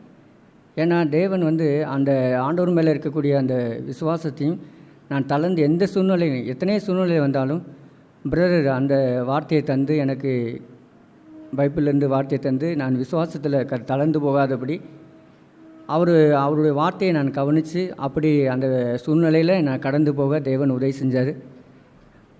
அதுக்காகவும் நான் மிகவும் நன்றி செலுத்துகிறேன். தொடர்ந்து இந்த விசுவாச பாதையில் என்னை நடத்துவான்னு நான் விசுவாசிக்கிறேன். ஆமென். பவுல் சொல்லுவார், நான் கிறிஸ்துவை கூட நான் மாம்சத்தின்படி பார்க்கவில்லை, இந்த பூமியிலும் எல்லோரையும் நான் மாம்சத்தின்படி பார்க்கவில்லை, எல்லோரையும் தேவன் எப்படி ஆவியின்படி பார்க்குறது போல் நானும் எல்லோரையும் அந்த தேவனுடைய அந்த ஆவின் கிருபையின்படி நான் பார்க்கிறேன். தொடர்ந்து தேவன் இந்த விசுவாச பாதையில் நான் தளர்ந்து விடாதபடி தொடர்ந்து என்னை வழி நடத்துவான்னு நான் விசுவாசிக்கிறேன். ஆமென். என்னையும் இந்த சபையில் கூட்டி சேர்த்து தன் சொந்த சரீரத்தில் அன்போடு இணைத்து கொண்ட ஆண்டவருக்கு நான் நன்றி செலுத்துகிறேன். நான் 2 காரியம் மாத்திரம் ஷேர் பண்ணணும்னு விரும்புகிறேன். ஆண்டவர் எனக்கு தந்த ஒரு ஆவிக்குரிய ஒரு மூத்த சகோதரனுக்காக நான் நன்றி செலுத்துகிறேன். அநேக காரியங்களில் விசுவாசத்துக்காக எப்படி நிற்கணும் அப்படின்றதுக்கு ஒரு முன்மாதிரியாக சகோதரர் வந்து நிறைய நேரங்களில் ஒரு முன்மாதிரியாக இருந்திருக்காங்க. நிறைய நேரங்களில் ஒரு பயம் வரும்போது, ஒரு புயல் வீசுகிற டைமில் ஆண்டவருக்காக நிற்கணும், விசுவாசத்தை வந்து ஒரு நாளும் விசுவாசத்துக்கு நிற்கிறதுல வந்து தளர்ந்து போயிடக்கூடாது, உறுதியாக நிற்கணும் அப்படிங்கிறதுக்கு வந்து ஒரு பெஸ்ட் எக்ஸாம்பிளாக வந்து அவங்க இருந்திருக்காங்க. அது என்னோடய வாழ்க்கையிலையும் நிறைய நேரங்களில் என்னோடய விசுவாசங்கள் வந்து கேள்வி எழுப்பப்படும் போது நான் என்னால் முடிஞ்ச அளவுக்கு எனக்கு தெரிஞ்ச சத்தியத்தில் நான் நிற்கிறதுக்கு எனக்கு நிறைய நேரங்களில் வந்து எனக்கு உதவி செஞ்சுருக்கு. அதுக்காக நான் கண்டிப்பாக ஆண்டவரை நன்றி செலுத்துகிறேன். சகோதரருக்கு நான் தேங்க் பண்ணுறேன். அதே போல் நம்மளுடைய பரலோக பொக்கிஷங்களில் வந்து ஒரு ஆர்டிக்கிளில் வந்து நம்ம சபையின் மூலமாகவும் ஆண்டவரோட அன்பை நிறைய ருசிக்க முடியும் அப்படின்னு ஒரு ஆர்டிக்கிள், வாட்ச்மேனி அவருடைய ஆர்டிக்கிள் அப்படி தான் நினைக்கிறேன். அநேக நேரங்களில் சகோதரர்கிட்டேருந்து நான் டேஸ்ட் பண்ணது எல்லாமே ஆண்டவருடைய அன்பு தான். எந்த ஒரு உண்மையான அன்பு வந்து நம்மளை ஆண்டவரை விட்டு பிரிக்காது. அதே போல் தான் சகோதரர் ஒரு நாளும் எனக்கும் ஆண்டவருக்கும் நடுவில் நின்னதே இல்லை. எனக்கு எல்லா நேரங்கள்லையும் தனிப்பட்ட முறையில் பேசும்போதும் சரி, சபையில் பேசும்போதும் சரி, இல்லை வேறு யார்கிட்டையாவது பேசும்போதும் சரி, ஆண்டவருக்கு நேராக தான் இருதயத்தையே திருப்புற மாதிரி தான் அவங்களோட வார்த்தைகள் இருந்திருக்கே தவிர நடுவில் வந்து ஒரு நாள் ஒரு நின்னதே கிடையாது. அது வந்து ஒரு நிஜமாகவே ஒரு உண்மையான அன்பு அப்படிங்கிறத நான் தெரிந்து கொண்டிருக்கேன். அதுக்காக நான் ஆண்டவர் நன்றி சொல்கிறேன். என்னுடைய வாழ்க்கையிலையும் காலையில் இருந்துச்சு ப்ராக்டிக்கலாக வேலை செய்கிறதுலேருந்து எவ்வளவோ அதையும் காட்லியாக செய்யணும், அதை எப்படி வந்து ஒரு முறுமுறுப்பு இல்லாமல், எப்படி வந்து ஒரு மார்த்தாளை போல் இல்லாமல், எப்படி மரியாதை போல் இருக்கணும் அப்படிங்கிறது வந்து ஒரு பெரிய போராட்டமாக தான் எனக்கு அநேக நாட்களில் வந்து இருந்திருக்கு. ஆனால் தன்னோட லைஃப்லேருந்து அவர் வாழ்ந்து பிரதர் வந்து பேசும்பொழுது நம்ம மார்த்தாளை போல் இருக்க வேண்டிய அவசியம் இல்லை, நம்ம மரியாதை போலும் மாற முடியும் அப்படிங்கிற ஒரு அவங்களோட ஃபெயிலியரையும் சொல்லியிருக்காங்க. அதுக்கப்புறம் அவங்க ஆண்டோட பாதத்தில் அமர்ந்துட்டு வந்ததுக்கப்புறம் எப்படி அவர் நேர்த்தியாக எல்லா வேலைகளையும் செய்து முடித்தார் அப்படிங்கிற ஒரு சக்ஸஸையும் ஷேர் பண்ணும்போது எனக்கும் ரொம்ப என்கரேஜிங்காக இருந்திருக்கு. நானும் வந்து முதலாவது ஆண்டவரோட பாதத்தில் அமரணும், ஃபஸ்ட்டு அங்கே அமர்ந்து ஆண்டவரை வந்து என் ஆளுகை செய்ய விடும்போது என்னுடைய காரியங்கள் எல்லாமே ஆண்டவரே நேர்த்தியாக எனக்குள்ளே இருந்து ஆண்டவரை நடத்த முடியும் அப்படிங்கிறதையும் சகோதரர் மூலமாக கற்றுக்கொண்டேன். என்னோடய லைஃப்பில் ஆண்டவர் எனக்கு கொடுத்துருக்க பொறுப்புகளையும் செய்கிறதுக்கு அது எனக்கு ரொம்ப ஹெல்ப்ஃபுல்லாக இருந்திருக்கு. இப்படி ஆண்டவர் வந்து நிஜமாகவே எங்கே இருந்தோ இந்த என்னையும் ஒரு கிறிஸ்தவ வாழ்க்கையில் திக்கு திசையே தெரியாது இருந்த என்னையும் சேர்த்து கூட்டிகிட்டு வந்தது வந்து இப்படி ஒரு சகோதரரை எனக்கு காண்பித்து இவங்களை பார்த்து கற்றுக்கோ, இவர்களை போல் நீயும் நில்லு அப்படிங்கிற மாதிரி ஒரு சரியான பாதையில் நான் ஆண்டவர் நடத்தி கொண்டு போவதற்காக நான் ஆண்டவருக்கு நன்றி செலுத்துகிறேன். ஆண்டவர் என்ன நோக்கமாய் என்னை சேர்த்தாரோ, நான் வந்து ஆண்டவருக்கு ஒரு ஏமாற்றத்தை கொடுத்துடாம உண்மையாகவே அவர் சத்தத்துக்கு செவி கொடுக்குற ஒரு அவருடைய மேய்ச்சல் நாடுகளாகவே நான் கடைசி வரைக்கும் இருக்கணும்னு நான் வாஞ்சிக்கிறேன். அந்த வாழ்க்கையை ஆண்டவர் எனக்கு தருவார் அப்படின்னு நான் விசுவாசிக்கிறேன். ஆமென். ஆண்டவர் என் வாழ்க்கையிலையும் ஒரு நல்ல முன்மாதிரியாக பின்பற்றக்கூடிய ஒரு வாழ்க்கையுடைய ஒரு தகப்பனை என்னை தந்ததுக்கு நான் ஆண்டவர் நன்றி செலுத்துகிறேன். நான் சொல்லக்கூடிய காரியங்கள் எல்லாத்துலேயுமே ஆண்டவர் நாம தான் மகிமைப்படணும். அப்படி சின்ன வயதிலிருந்தே அநேக காரியங்கள் தேவனுடைய அன்பை வந்து உணரும்படியாக முதலாவது ரசித்த என் வாழ்வில் ரசித்த ஒரு நபர் முதலாவதான் ஞாபகம் இல்லை. ஆனால் தேவனுடைய அன்பை வந்து வேதத்திலேருந்து நான் வேதம் வந்து அப்போல்லாம் இன்ட்ரெஸ்டாக சின்ன வயதிலலாம் படித்தது கிடையாது. ஆனால் தேவனுடைய அன்பு எப்படிப்பட்ட அன்பு அப்படிங்கிறத ருசிப்பதற்கு ஒரு முன்னோடியாக இருந்ததும் என்னுடைய தகப்பன் தான். என்னுடைய கல்லூரி நாட்களில் அப்படி ஒரு காரியங்களில் அப்படி ஃபேஸ் பண்ணியிருக்கேன். அவங்களுடைய எது வந்து எனக்கு ரொம்ப பிடிக்கும் அப்படின்னா, அவங்க வந்து ரொம்ப இயல்பான ஒரு கிறிஸ்தவன் எப்படி வாழ முடியுமோ அப்படி ஒரு ப்ராக்டிக்கலாக தேவனை ப்ராக்டிக்கல், அதே சமயத்தில் எப்படி தேவனை அறிந்து தேவனுடைய இதயத்துக்கு ஒப்பாக தேவனுடைய இதயத்தை அறிந்தவர்களாய் அவர் கூட நடக்கும் பொழுது எப்படி ஒரு லைஃப் வாழ்வாங்களோ அப்படி ஒரு லைஃப்பை பார்க்கும்போது திஸ் இஸ் ப்ராக்டிக்கலி பாசிபிள்னு சொல்லக்கூடிய ஒரு சேலஞ்சு தான் நிறையா தடவை நான் பெற்றிருக்கிறேன். 1 2 இல்லை, நிறைய சூழ்நிலைகளில் அவங்க லைஃப்பில் பார்த்துருக்கும் பொழுது இப்படியும் வாழ முடியும், இது ஏதோ வேதத்தில் போட்டிருக்கு, இது ஏதோ பவுல் எழுதியிருக்கிறாரு, இதெல்லாம் ஏதோ சும்மா எழுதி வச்சுட்டு போயிருக்காங்க அப்படின்ற மாதிரிலாம் இல்லாமல் இது ஜீவனுள்ள ஒரு வார்த்தை, தேவனை சார்ந்து வாழக்கூடிய யாராக இருந்தாலும் இப்படிப்பட்ட ஒரு வாழ்க்கையை வாழ முடியும் அப்படிங்கிற நிறைய சேலஞ்சை வந்து நான் இதயத்தில் பெற்றிருக்கேன். எனக்கு பொதுவாகவே என்னிடத்துல இல்லை அப்படின்னா அந்த காரியத்தை நான் சேலஞ்சாக எடுத்துக்குவேன். இது எனக்கு வேணும், இப்படி நான் ஒரு வாழ்க்கை வாழணும் அப்படின்னு சொல்லி. அப்படி அநேக காரியங்களில் அவங்க சேலஞ்சாக இருந்திருக்கிறாங்க. அதாவது பொதுவாகவே நம்மளிடத்துல நிறைய கடினத்தன்மைகளை கண்டு நம்மை சுத்திகரிக்கக்கூடிய ஒரு வாழ்க்கையில் தான் நம்ம வாழ்ந்து போகிறோம். அப்படி அவங்களும் பொதுவாகவே அவங்கள்ட்ட கவனிச்சிருக்கிறேன். அந்த கடினமான ஒரு தன்மை வந்து அவங்க இடத்துல இருக்கிறத அவங்க விரும்புறதில்லை. அவங்க பொதுவாகவே அவங்க சின்ன வயதுலேருந்தே நிறையா எனக்கு கேட்டது போல் ஒரு மிலிட்ரி டிசிப்ளினில் ஒரு ஹார்ட் டிசிப்ளின்டு லைஃப்பில் தான் வளர்ந்துருக்காங்க. அவங்க சொன்ன எங்கள் தாத்தா பண்ண சில காரியங்கள்லாம் கேட்கும்போது எவ்வளோ ஸ்ட்ராங்காக ஸ்ட்ரிக்டாக பயங்கர ஹார்டான ஒரு டிசிப்ளினில் அவங்க நடத்தியிருக்கிறாங்கன்னு பார்ப்பேன். நல்ல பிற்காலத்தில் அதெல்லாம் வந்து நன்றி சொல்லக்கூடிய ஒரு இடத்துல இருந்திருந்தால் இருக்காங்க அவங்களுடைய பிள்ளைங்கள் எல்லாமே, இன்க்ளூடிங் மை ஃபாதர், அப்பாவும் சேர்த்து. ஆனால் எப்படி அப்படி ஒரு ஹார்ட்னஸில் நிறைய நமக்குள்ளாரையே நிறைய ஹார்ட்னஸ் வந்து உள்ளே இருந்து நம்மளை இப்போயே கழுவி கொண்டு ஒரு இடத்துல இருக்கும் போது அவங்களும் அப்படிப்பட்ட ஒரு ஹார்ட்னஸ்லேருந்து நிறைய காரியங்கள் நம்ம வெளியே வரணும், சாஃப்டாக கிரேஷியஸாக மாறணும் அப்படின்ற விரும்புகிற ஒரு தன்மையை அவங்க இடத்துல பார்த்துருக்குறேன். யாரோ எங்கள் வீட்டுக்கு வந்திருந்த டைம் நினைக்கிறேன். எப்படி ஒரு நல்லா சாஃப்டான நேச்சரில் அவங்க பிஹேவ் பண்ணுறதெல்லாம் பார்க்கும் பொழுது எப்படி நல்லா சின்ன வயதுலேருந்தே இப்படி ஒரு சாஃப்ட்னஸ் இருக்கும் போல், எப்படி அந்த அந்த அப்படின்னு சொல்லி அதை வியந்து அவங்க கேட்குற ஒரு தன்மையை நான் பார்த்தேன். அதாவது இப்படி ஒரு சாஃப்ட்னஸ் எனக்கும் வேணும் அப்படின்னு சொல்கிறத மற்றவங்க லைஃப்லேருந்து ஒரு சேலஞ்சாக பார்த்து நானும் இப்படி சாஃப்டாக மாறணும், இந்த ஹார்ட்னஸ் என்னிடத்துலேருந்து மாறணும் அப்படின்னு சொல்லி கூட விரும்புகிற ஒரு இயல்பான தன் இடத்துல இயலாமையை ஒத்துக்கொண்டு, ஆனால் அதே சமயத்தில் அந்த கர்த்தர் சமூகத்தில் கொண்டு போய் தன்னை கழுவி அதுலேருந்து மனம் திரும்பி வரக்கூடிய காரியங்களை நான் சின்ன வயதுலேருந்தே நான் கவனிச்சிருக்கேன். அதாவது சிறு வயதிலேயே அம்மாவுக்கு முடியாமல் போயிருந்தனால ஒரு தாயும் தகப்பனுமாகவே இருந்திருக்காங்க அநேக சூழ்நிலையில். சின்ன ஸ்கூலுக்கு என்னை கிளப்பி எல்லாரையும் அனுப்பி காலேஜுக்கு ஸ்கூலுக்கு போகிற காரியங்கள்லேருந்தே என்னை காலைல எழும்பி அவங்க எல்லாமே எனக்கு சமைச்சு சில எடுத்து வைக்கிற காரியங்கள் பேக் பண்ணி எனக்கு காலை சாப்பாடு உணவு கொடுத்து அவங்க ஸ்கூலுக்கு அனுப்புகிற காரியங்கள்லாம். ஒரு நாள் ஸ்கூல் வேன் வந்துருச்சு, நான் அப்போ அவசரமாக நான் கடைசி நேரத்தில் லேட்டாக கிளம்பிட்டேன். அப்போ வந்து எனக்கு நல்லா அடி விழுந்துருச்சு, அடி கொடுத்துட்டாங்க, நல்லா தலையில் கொட்டுலாம் வாங்கிட்டு ஸ்கூலில் ஏறி போயிட்டேன். அப்போ போயிட்டு இருக்கும்போது நான் போய் ஸ்கூலில் கிளாஸ் அட்டன் பண்ணிகிட்டு இருக்கும் பொழுது ஒரு முறை அவங்க ஸ்கூலில் வந்து அன்றைக்கி தான் ஸ்கூலில் வந்து ஸ்கூல் டீச்சர்கிட்ட ஏதோ பெர்மிஷன் கேட்டு எனக்கு பிடித்தமான சில காரியங்கள்லாம் வாங்கிட்டு வந்து எந்த இடத்துல கொடுத்துட்டு அவங்க ஒப்புரவான அப்படிப்பட்ட ஒரு விதம். அப்படி வந்து சின்ன பையன் தானே, அவன் தான் பரவாயில்ல, என் பையன் தானேன்னு கூட நினைக்காம ஒரு சின்ன வயது தான், 5ஆம் கிளாஸ் கீழே தான் இருக்கும் அப்போல்லாம், 3rd ஸ்டாண்டர்டா 4th ஸ்டாண்டர்டா 2nd தெரியல. ஆனால் இது எனக்கு மனதில் நிறைய காரியங்கள் எனக்கு ஞாபகம் இருக்காது. ஆனால் இந்த மாதிரி சில காரியங்கள் ஷார்ப்பாக மைண்டில் ஞாபகம் இருக்குது எனக்கு. அதாவது ஸ்கூலில் வந்து நிறுத்தி நான் அப்படி அடித்த ஒரு காரியத்துக்கு அவங்க அவ்வளோவாய் மனம் வருந்தி திரும்ப வந்து அந்த காரியத்தை ஒப்புரவாகக்கூடிய ஒரு செயலை செஞ்சது அப்போ எனக்கு வந்து ஒரு சந்தோஷமாக இருந்தாலும் அதற்குரிய பேஸ் கர்த்தரிடத்தில் அவங்க போயிருப்பாங்க. ஆண்டவருடைய உணர்த்துதலுக்கு அவங்க செவி கொடுத்து அதுக்கு கீழ்ப்படிந்து ஒப்புரவாகும்படியாக சொல்லக்கூடிய ஒரு காரியத்தையும் வந்து அவங்க ரெக்கன்சைல் பண்ண அந்த காரியம் இப்பொழுது நான் நினச்சி பார்க்கும் பொழுது எப்படிப்பட்ட ஒரு கீழ்ப்படிதலில் இருந்திருக்கிறாங்க அவங்க அப்படிங்கிறதையும் பார்க்குறேன். அப்படிப்பட்ட ஒரு தாழ்மையையும் கற்றுக்கொண்டு தன் கடினமான தன்மையையும் அவங்க வந்து அக்செப்ட் பண்ணி இப்படி தான் இருப்பேன்னு இல்லாமல் அந்த கடினத்தை கரைத்து கொண்டே வரக்கூடிய ஒரு விருப்பமுடைய ஒரு தகப்பனாக தான் என் வாழ்க்கையில் இருந்திருக்கிறாங்க. இது ஒரு காரியம் இருந்தாலும் அநேக காரியங்கள் சொல்ல முடியும், டைம் கம்மியாக இருக்கனால ஒரு சில காரியங்கள் மட்டும் சொல்கிறேன். அதாவது அவங்க கிட்ட இருந்தே நிறையா காரியங்கள் பார்த்ததுனால ரொம்ப பொறுமையாக இருக்கக்கூடிய தன்மையை வந்து நான் லேர்ன் பண்ணிக்கிட்டே வரேன். ஏன்னா சில சூழ்நிலைகள் வரும்பொழுது எனக்குள்ளார வந்து பிரெயின் ஃபாஸ்ட்டாக வந்து ஓட ஆரம்பிச்சிடும். இப்போ அடுத்து இப்படி செய்யணும், அடுத்து இந்த காரியங்கள் செய்யணும் அப்படின்னு சொல்லி போகும் பொழுது அப்படி தான் ஒரு வாலிபத்தில் ஒரு துடிப்பில் இருக்கக்கூடிய தன்மையில் வேகம் இருந்தாலும் அந்த இடத்துல விவேகமாக செய்யக்கூடிய ஒரு தன்மை, ஞானமாக செய்யக்கூடிய ஒரு தன்மையை வந்து வாழணுங்கிறத அந்த வேகத்தை கொண்டு போய் அவங்கள்ட்ட போய் கொடுக்கும்போது அந்த வேகத்தை அப்படியே கொஞ்சம் ஸ்லோ பண்ணி மீடியமாக்கி இந்த டைமில் ரைட் டைமில் தான் பண்ணணும் அப்படின்னு சொல்லி நான் என்னுடைய வேகத்தையே குறைச்சிருவாங்க. ஆனால் அதற்குரிய பலனை பார்த்தா நல்ல ஒரு பலனாக தான் முடியும்.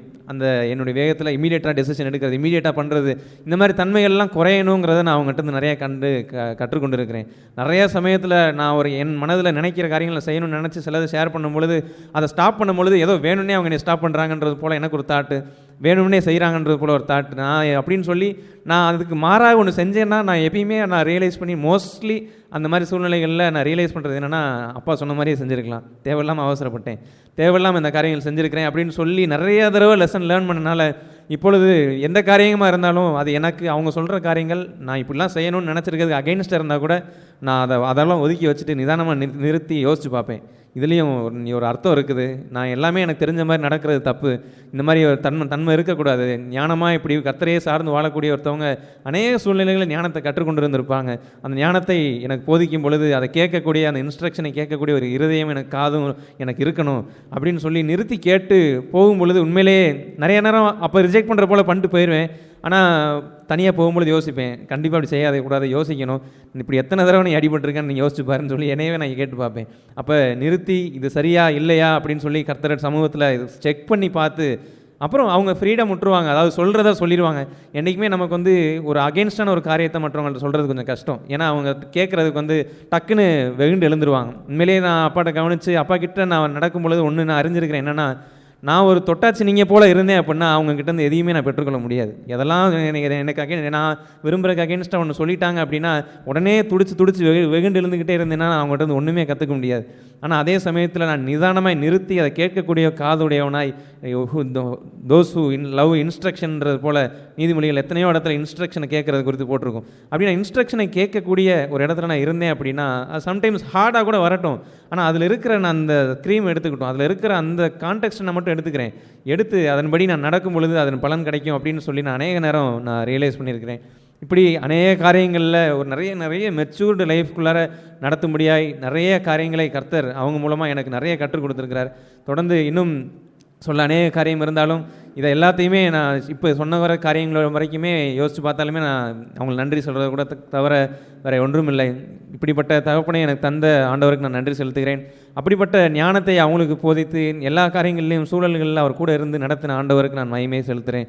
ஏன்னா அப்படிப்பட்ட அவரே சார்ந்திருந்ததுனால அந்த உள்ளிருந்து பொங்கி ஜீவ ஊற்றாக பிறர் அந்த லைஃப் இன் கிரைஸ்ட் கிறிஸ்துவுக்குள்ளார இருக்கிற அந்த லைஃப் வெளியே புரண்டோடி மற்றவங்களும் ஆசீர்வதிக்கப்படுற இடத்துல நானும் ஒரு ஆசீர்வாதத்தை பெற்ற ஒரு மனுஷனாக தான் இந்த வாழ்க்கையில் இருந்திருக்கிறேன். இப்படிப்பட்ட தகப்பனை ஆண்டவர் எனக்கு கொடுத்ததுக்கு நான் நன்றி செலுத்துகிறேன். தொடர்ந்து இன்னும் எத்தனையோ சூழ்நிலைகளில் இன்னும் நான் சம்டைம்ஸ் அதெல்லாம் வந்து இன்னும் பொறுமையை கற்றுக்கொள்ள வேண்டிய இடம் நிறைய இருக்குது. நிறைய காரியங்கள் அவங்களுக்கு இன்னும் சேலஞ்சாக தான் இருக்குது. அப்படி இந்த சேலஞ்சஸ்லாம் எடுத்து வச்சு உண்மையிலேயே கர்த்தருக்கு முன்பாக வாழக்கூடிய ஒரு வாழ்க்கை நான் வாழ்ந்து எல்லா சூழ்நிலையிலையுமே அவங்ககிட்ட நிறைய கற்றுக்கொண்டிய காரியங்கள் நிறைய இருக்குது. எல்லாத்தையும் ஏற்றுக்கொண்டு எது சரி எதுலேயுமே ஃபோர்ஸ் பண்ண மாட்டாங்க, சொல்லிவிட்டு அவ்வளோதான் சொல்கிறத சொல்லிடுவாங்க. நம்ம ஏன் சொல்கிறாங்கன்றதே நமக்கு தாங்காது, இந்த மாம்சத்துக்கு பிடிக்காது. ஆனால் அவங்க சொல்கிறத எப்பயுமே சொல்லிவிட்டு சைலண்டாக போயிடுவாங்க. அப்படி காரியங்களையும் நான் எடுத்து எதெல்லாம் சரி தவறு சரியாக இருக்கக்கூடிய காரியங்களை உண்மையிலே எடுத்து அதுபடி வாழும் பொழுது அதற்குரிய பலனை தான் நான் இருக்கிறேன். நன்மையான காரியங்களை நான் இருக்க முடியுது. அப்படிப்பட்ட நல்ல தகப்பனை கொடுத்த ஆண்டவருக்கு நான் மகிமையை செலுத்துகிறேன்.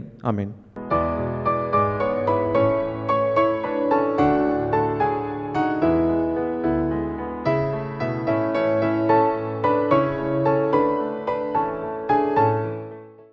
ஒரு ஹார்ட்னஸ் ஆஃப் ஹார்ட் என்று சொல்வது இஸ் a மேன், மனுஷன். பட் தயவுள்ள இருதயம் என்று சொல்வது இட் இஸ் காட், அது தேவன். மோசே ஹி வாஸ் எ மேன், மனுஷனாக இருந்த பொழுது மனுஷனாக தான் இருந்தான். ஆனால் அவன் கேட்கிறான், ஐ வாண்ட் டு see you, நான் பார்க்க விரும்புகிறேன் என்று கேட்ட பொழுது, அப்படியே என்னை பார்த்துக்கொள் என்று அவர் சொல்லவும் இல்லை. இயேசுவும் அப்படி உங்களை பார்க்க கிரேக்கர் நிற்கிறார் என்று சொன்ன பொழுது, நாட் தட் அது அவுட் சைட் மேன், மனுஷனை பார்க்க வந்தார்கள். அப்படி தான் அநேகர் அவரை மனுஷியமாய் பார்க்க விரும்புகிறார்கள். பட் காட், தேவன் காட்டியது என்னவென்று தெரியுமா? நம்ம எக்ஸோடஸ்லேயே வாசிக்கிறோம். He showed him all his kindness, அவருடைய தயையெல்லாம் கடந்து போகும்படி செய்தார். அவன் மனுஷன், அவன் கேட்டது அவரை பார்க்க வேண்டும் என்று கேட்டான். ஆனால் அவர் காண்பித்தது என்னவோ, இந்த டோட்டல், இந்த முழு தயையெல்லாம் காட்டினார். That could be a challenge, அது ஒரு மிகப்பெரிய ஒரு சவால் டு மோசஸ். பின்பு அவனை குறித்து என்ன எழுதிக்க தெரியுமா? Because he saw the kindness, the goodness of the Lord, கர்த்தருடைய அந்த தயையெல்லாம் அவன் பார்த்தபடினாலே இந்த பூமியிலே அவன் மிகுந்த சாந்தமுள்ளவனாய் மாறினான். that's a wonderful thing. நம்முடைய வாழ்க்கையிலே becoming like Jesus என்று சொல்வது சபையிலே நடைபெறும் என்று சொன்னால், slowly and slowly the hardness of the heart should go. அந்த கடினமான இருதயம் போய் மென்மையான இருதயம் ஒன்று வருகிறதே பாருங்கள். இயேசு தன்னை பெயர் வைத்து சொல்லும் பொழுது, ஐ ஆம் என்று என்னுடைய பெயரை நான் சொல்வதை போல் இயேசு தன்னை சொன்னார், சாந்தமும் மனத்தாழ்மையுமாக இருக்கிறேன். யோக் வித் மீ, என்னோடு கூட நீ இணைந்து விட்டீர் என்று சொன்னால், I will give you rest, உங்களுக்கு நான் இளைப்பாறுதலை தருவேன்.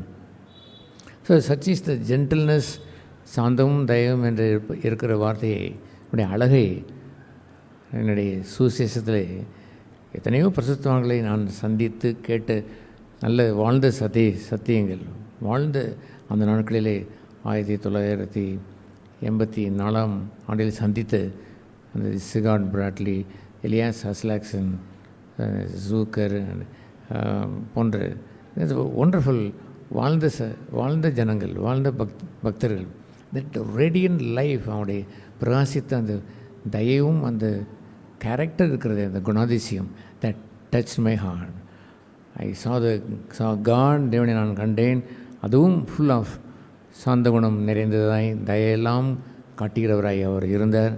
ஐ சா ஜீசஸ், இயேசுவை நான் கண்டேன். அவர் எப்பொழுதுமே சாந்தமும் மனத்தாழ்மை உள்ளவராய் அவர் இருந்தார். It's just greet my heart. That is the gospel. அதுதான் அந்த சுவிசேஷம். That is the light. நல்ல ஒரு வெளிச்சம். அந்த வெளிச்சத்தை அந்த யோவான் அப்போஸ்தலன் சொல்லும் பொழுது, ஐ am not the light but I give the testimony of the light. அந்த வெளிச்சத்தை குறித்து சாட்சி சொல்வேன் என்று சொன்னார். அநேகர் ஐ ஆம் கிரேட் என்று சொல்லிவிட்டு they cannot testify anything of the light, but our lives should be, அவருடைய ஊழியம் எப்படி இருக்க வேண்டும் என்றால் testifying the light. ஒளியை நாம் சாட்சி பகரலாக இருக்க வேண்டும். அவருக்குள் ஜீவன் இருந்தது. அந்த ஜீவன் மனுஷருக்கு ஒளியாக இருந்தது. இருள் அதை கப்ப முடியவில்லை. What a challenge it is. பல ஆண்டுகளுக்கு முன்பாகவே, சுமார் 40 வருடங்கள் என் ஊழிய ஆரம்பத்திலே என் இருதயத்தை கப்பிப்பிடித்த ஒரு வசனம், இருள், அதை பற்றி கொள்ள முடியவில்லை. ஒரு ஆங்கர், இட்ஸ் இருள். பொறாமை ஒரு இருள், அல்லது போட்டி ஒரு இருள், பீதி, பயம், அவிசுவாசம் ஒரு இருள். Nothing can swallow that light. அந்த இருள் அந்த ஒளியை கவ்விக்கொள்ள முடிவதில்லை. live, see God and live like that அப்படின்னு வாழ்வீர் என்று சொன்னால் ஒரு ஹார்ட்னஸ், கடின இருதயம் போய்விடும். Every behaviour, every thing, every சின்ன காரியங்களே கூட I use to see the hardness somewhere. கொஞ்சம் கடினத்தை நான் பார்த்து ஐ டர்ன் டு காட், தேவனிடத்தில் திரும்பி அதை நான் துயரம் அடைந்து ஐ கிளென்ஸ் மை செல். ஏனென்றால் I want God, I want Jesus. அவரை போல் மாற வேண்டும் என்பதுதான். ஆகவே that is my the fruit of the ministry என்று சொல்ல வேண்டும். அந்த மினிஸ்ட்ரியினுடைய பலன் என்னவென்று சொன்னால், God has changed me from a hard heartedness to a soft hearted, மென்மையான இருதயமாய், breaking and breaking, even now he is breaking, and he used to sometimes weep, Lord, many years has passed, I still see some hardness there, help me என்று நான் போய் ஆண்டவரிடத்திலே கெஞ்சுவது உண்டு. God hear it, he love me, அவரை நேசிக்கிறபடினாலே he will come to me, அவர் வருவான், அவன் தன்னுடைய கடினத்தை ஒப்புவிப்பான், I will break him. It please the Lord to bruise him, அவரை நசுக்குவதற்கு உடைப்பதற்கு தேவன் பிரியமாய் இருந்தார். That is the shining light in the church. We also to follow then, அதை பின்பற்ற வேண்டும். இல்லை என்றால் ட்ரூத் ட்ரூத் ட்ரூத் என்று பேசிவிட்டு, சத்தியம் சத்தியம் என்று பேசிவிட்டு, ரிஜெக்டிங் த கிரேஸ், கிருபையை தள்ளிவிடுவதோ. முதலாவது வர வேண்டியதே கிரேஸ் தான், பின்புதான் ட்ரூத். அவரோடு இயேசு கிறிஸ்துவோடு கூட கிருபை முதலில் வந்தது, தென் ஃபாலோ த ட்ரூத். ட்ரூத் என்று சொல்வது த வில் ஆஃப் காட், தெய்வ சித்தத்தையே அவர் அந்த கிரேஸை வைத்து நிறைவேற்றி விட்டார். மோசையின் மூலமாய் நியாயப்பிரமாணங்கள் ரிட்டன் லா வந்தது, அது மேன்மையே இல்லை. இயேசு மூலமாய் grace came and that grace fulfil the truth, தேவனுடைய பரிபூர்ண சித்தத்தையும் நிறைவேற்றியது. What it means truth? Fulfilling the law inside the heart, இருதயத்திலே நிறைவேற்றுவதுதான் ட்ரூத், சத்தியம். அதை அவர் வாழ்ந்தார், அதை பெற்றார். He gave to every one, தன்னை சூழ வந்த அத்தனை பேர்களுக்கும் கொடுத்தார். இல்லை என்றால் இதற்கு முன்னிருந்த ஒரு சபை கூட்டங்களிலே நாம் இவ்வளோதான் இவ்வளோ அன்புள்ள வார்த்தைகளை பேசி சத்தியத்தில் நடக்க முயற்சித்தாலும், டிசிப்ளின் என்று சொல்லி கற்றுக் கொடுத்தாலுமே கூட, அங்கே உள்ள அந்த பகுதிகளிலே ஜனங்கள் ஈர்க்கப்பட்டதெல்லாம் ஸ்கிரைப், வேதபாரர்கள். ஸ்கிரைப் என்று சொன்னால், இன்றைக்கும் நீங்கள் சயின்டிஃபிக் இடத்துல நீங்கள் பேசினால் இட்ஸ் அ ஹையஸ்ட் வேர்டு, உயர்ந்த இடம், PhD டாக்டர் என்று சொல்வதை போலவே ஹீஸ் எ ஸ்கிரைப். வேதபாரன் என்றால் ஈஸியாக எடுத்துக்கொள்ளாதீர்கள், அவ்வளோ ஆனரபிள். நல்ல டீச்சிங் பண்ணுவதிலேயோ அல்லது சத்தியத்தை எடுத்துரைப்பதிலேயோ, எல்லாவற்றையும் ஸ்க்ரூட்டனைஸ் பண்ணி இதெல்லாம் சத்தியம் என்று சொல்லுவதிலேயோ வல்லவர்கள். ஆனால் இது மிஸ்ஸிங் பாயிண்ட் என்று தெரியுமா? வேதபாரர்கள் பேசுகிறார்கள், சொல்லுகிறபடி அவர்கள் செய்வது இல்லை, வாழவில்லை. அது ஏனென்றால் கிரேஸ் இஸ் மிஸ்ஸிங் த, கிருபை அங்கே மறைந்து விடுகிறது. அதுபோலவே பெரிய பெரிய வேதபாரர்களாய் அவர்கள் இருந்திருந்தாலும், ஐ tasted bitter experience for many years. Their words were all, அந்த வார்த்தைகள் அனைத்தும் கோபமாய், எரிச்சல் உள்ளதாய், ஆத்திரம் உள்ளதாய், முன்கோபம் கொண்டதாய், அதை குறித்து ரெக்கன்சைல் பண்ணக்கூடிய எண்ணம் கூட இல்லாததாய் பல ஆண்டுகள் இருந்ததை பார்த்து, that's okay, he is a scribe, he is a good teacher to me, let it be there, அங்கே இருந்து விட்டு போகட்டும், it is not my business என்று எண்ணின பொழுது, ஒரு நாள் அவர்களுடைய சீற்றத்தையும் அவருடைய வெறுப்பையும் அவருடைய ஆத்திரங்களையும் மனுஷியமான தன்மை எல்லாம் கூட்டி வைத்து கொட்டினதை போலும் நான் பார்த்த பொழுது, இந்த வேலி ஆஃப் த ட்ரூத், சத்தியத்தினுடைய மகிமையை நான் உணர்ந்தேன். என்ன மகிமை என்று தெரியுமா? Speak the truth in love. சத்தியத்தை எப்படி பேசுங்கள்? அன்போடு பேசுங்கள். ஸ்பீக் த ட்ரூத், தமிழிலே கைக்கொள்ளுங்கள் என்று எழுதியிருக்கும், ஆங்கிலத்திலே speak the truth in love. If you real love with somebody, handle அந்த அன்பு இருக்கும் என்றால், அந்த அன்பை வைத்து தான் சத்தியத்தை பேச வேண்டுமே அல்லாமல், நாட் ஜஸ்ட் த ட்ரூத், வெறும் சத்தியத்தையே பேசுகின்ற, கரெக்டாக சத்தியத்தை பேசிவிட்டார் என்பதெல்லாம் ஒரு பிரயோஜனமும் அங்கே இருப்பதே இல்லை. யூ லாஸ் தட், தேவனுடைய தயவையெல்லாம் கடந்து போக சொல்லி செய்தார் என்று அவரை நீங்கள் இழந்து போவீர்கள். அல்லது என்னுடைய நுகத்திலே வந்து தரித்து பூட்டிக்கொள்ளுங்கள் என்று சொல்கிற சாந்தமும் மனத்தாழ்மை என்ற பங்கை இழந்து போவீர்கள். ஆகவே சத்தியத்தை நீங்கள் சொல்ல வேண்டுமென்றால், உங்கள் பிள்ளைகளுக்கு கற்றுக் கொடுக்க வேண்டும் என்று சொன்னால், உங்களுடைய மனைவிக்கு சொல்ல வேண்டுமென்றால், கணவனுக்கு சொல்ல வேண்டுமென்றால், speak the truth in love.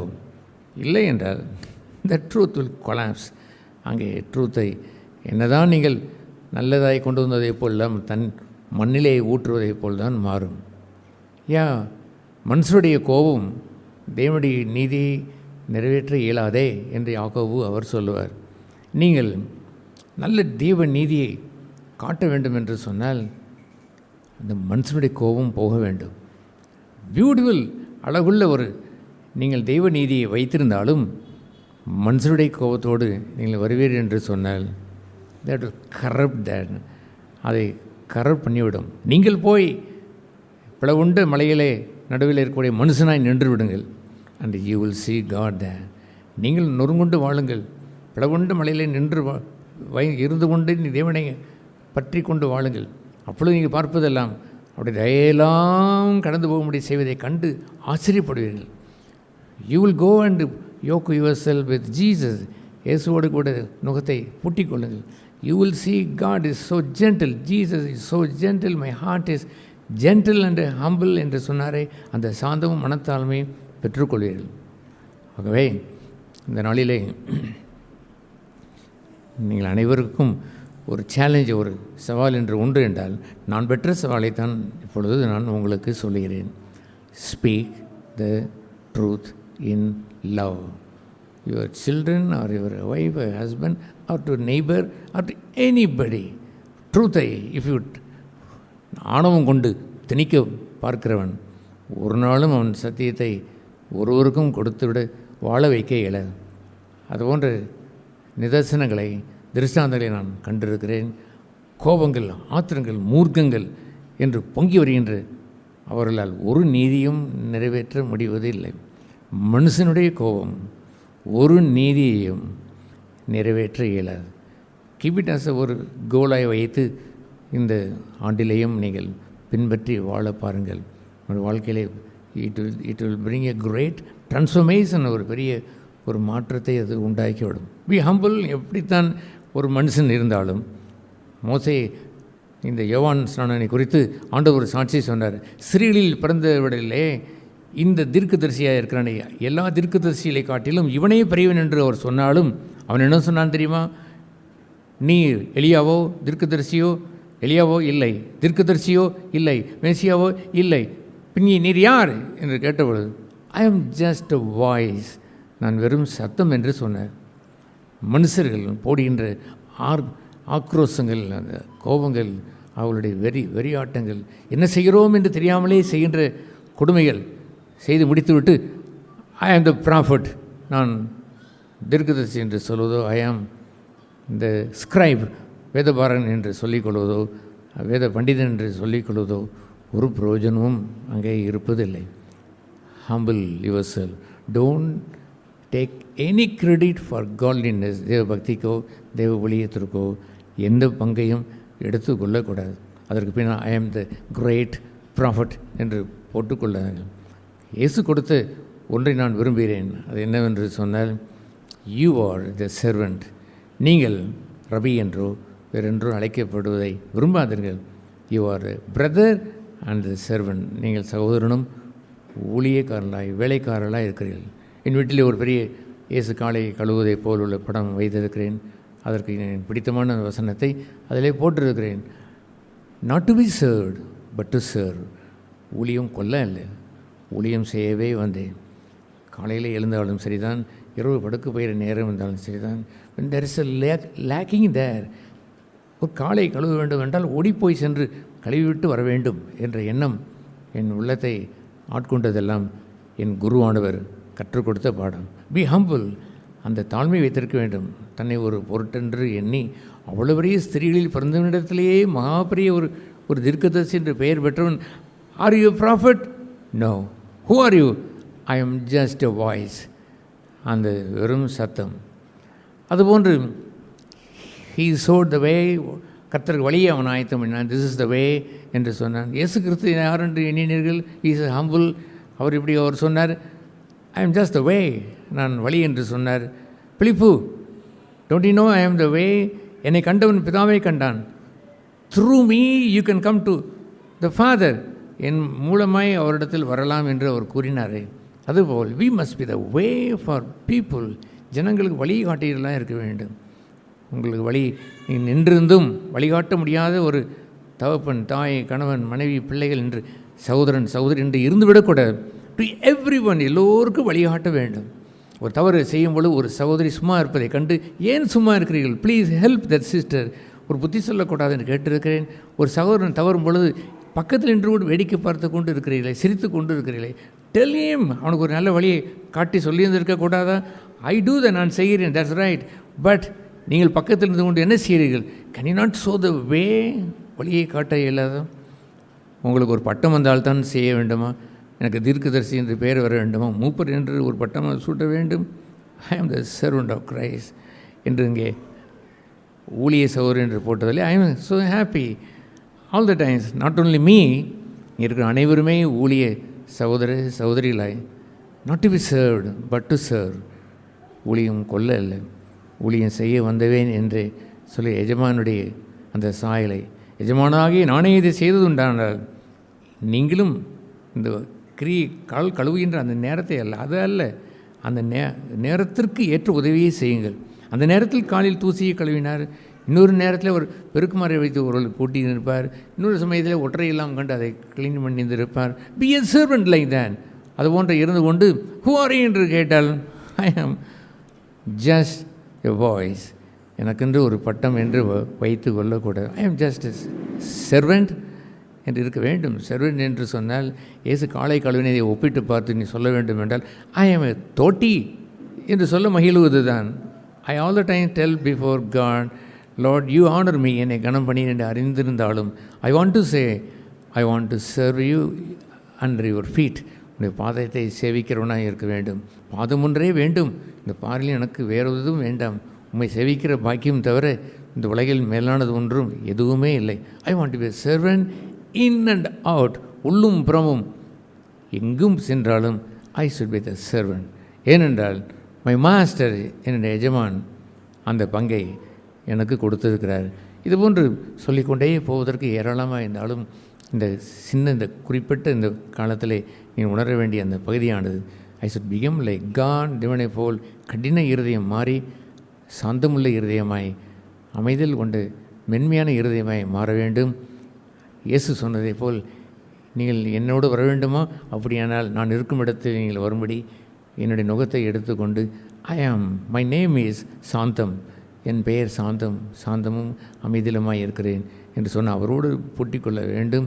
அதற்கெல்லாம் காரணம் என்னவென்று சொன்னால் த ஃபாதர் ஃப்ரம் அபவ் சூழ்நிலைகளை அனுப்பி அவருடைய கை அவர்களை நொறுக்கி, it please the Lord to crush him, தேவன் அவரை நொறுக்குவதற்கு சித்தம் கொண்டார் என்று அந்த பாக்கியமான இடத்தை எல்லோரும் பெற்றுக்கொள்ள வேண்டும். உங்களை பார்த்து அநேகர் தே சுட் see the light, ஒளியை குறித்து நல்ல சாட்சி உடையவர்களாய் வாழ வேண்டும். There's a great responsibility over you. I have the great responsibility even now, that's right. I am not throwing away my responsibility, not like that. But you, the young people, young brothers and sisters, you have such a great responsibility. Not just a church attender, சர்ச்சை சும்மா வந்து போவது என்று இல்லை. To show the light to everyone, எல்லோருக்கும் வெளிச்சம் காட்டக்கூடிய அந்த மென்மையான இருதயம் கொண்டவர்களாக மாற கர்த்தர் கிருபை செய்ய வேண்டும். தலைவணங்கி ஜெபம் செய்வோம். பரலோகப்பிதாவே, இந்த மாலை வேளையிலும் நீ எங்களோடு இந்த நிகழ்ச்சியில் மூலமாய் நீ பேசியதற்காக நன்றி. தொடர்ந்து உடைய ஜீவனுள்ள தேவனுடைய சபை ஆண்டு கொண்டு ஓ கர்த்தாவே, உம்மை சுமந்து வருகின்ற அந்த கழுதை குட்டியை போல் உம்மை ஏந்தி ஆண்டவரே நீ செல்கின்ற பவனியெல்லாம் ஒசனா பாடுகிறவர்களாக இருக்க யாவருக்கும் அனுகிரகம் செய்தலும், உம்மை இழந்து விடாதபடி கவனமாய் வாழ உதவி செய்தலும் இயேசு நாமத்தில் ஜெபிக்கிறோம் பிதாவே, ஆமென்.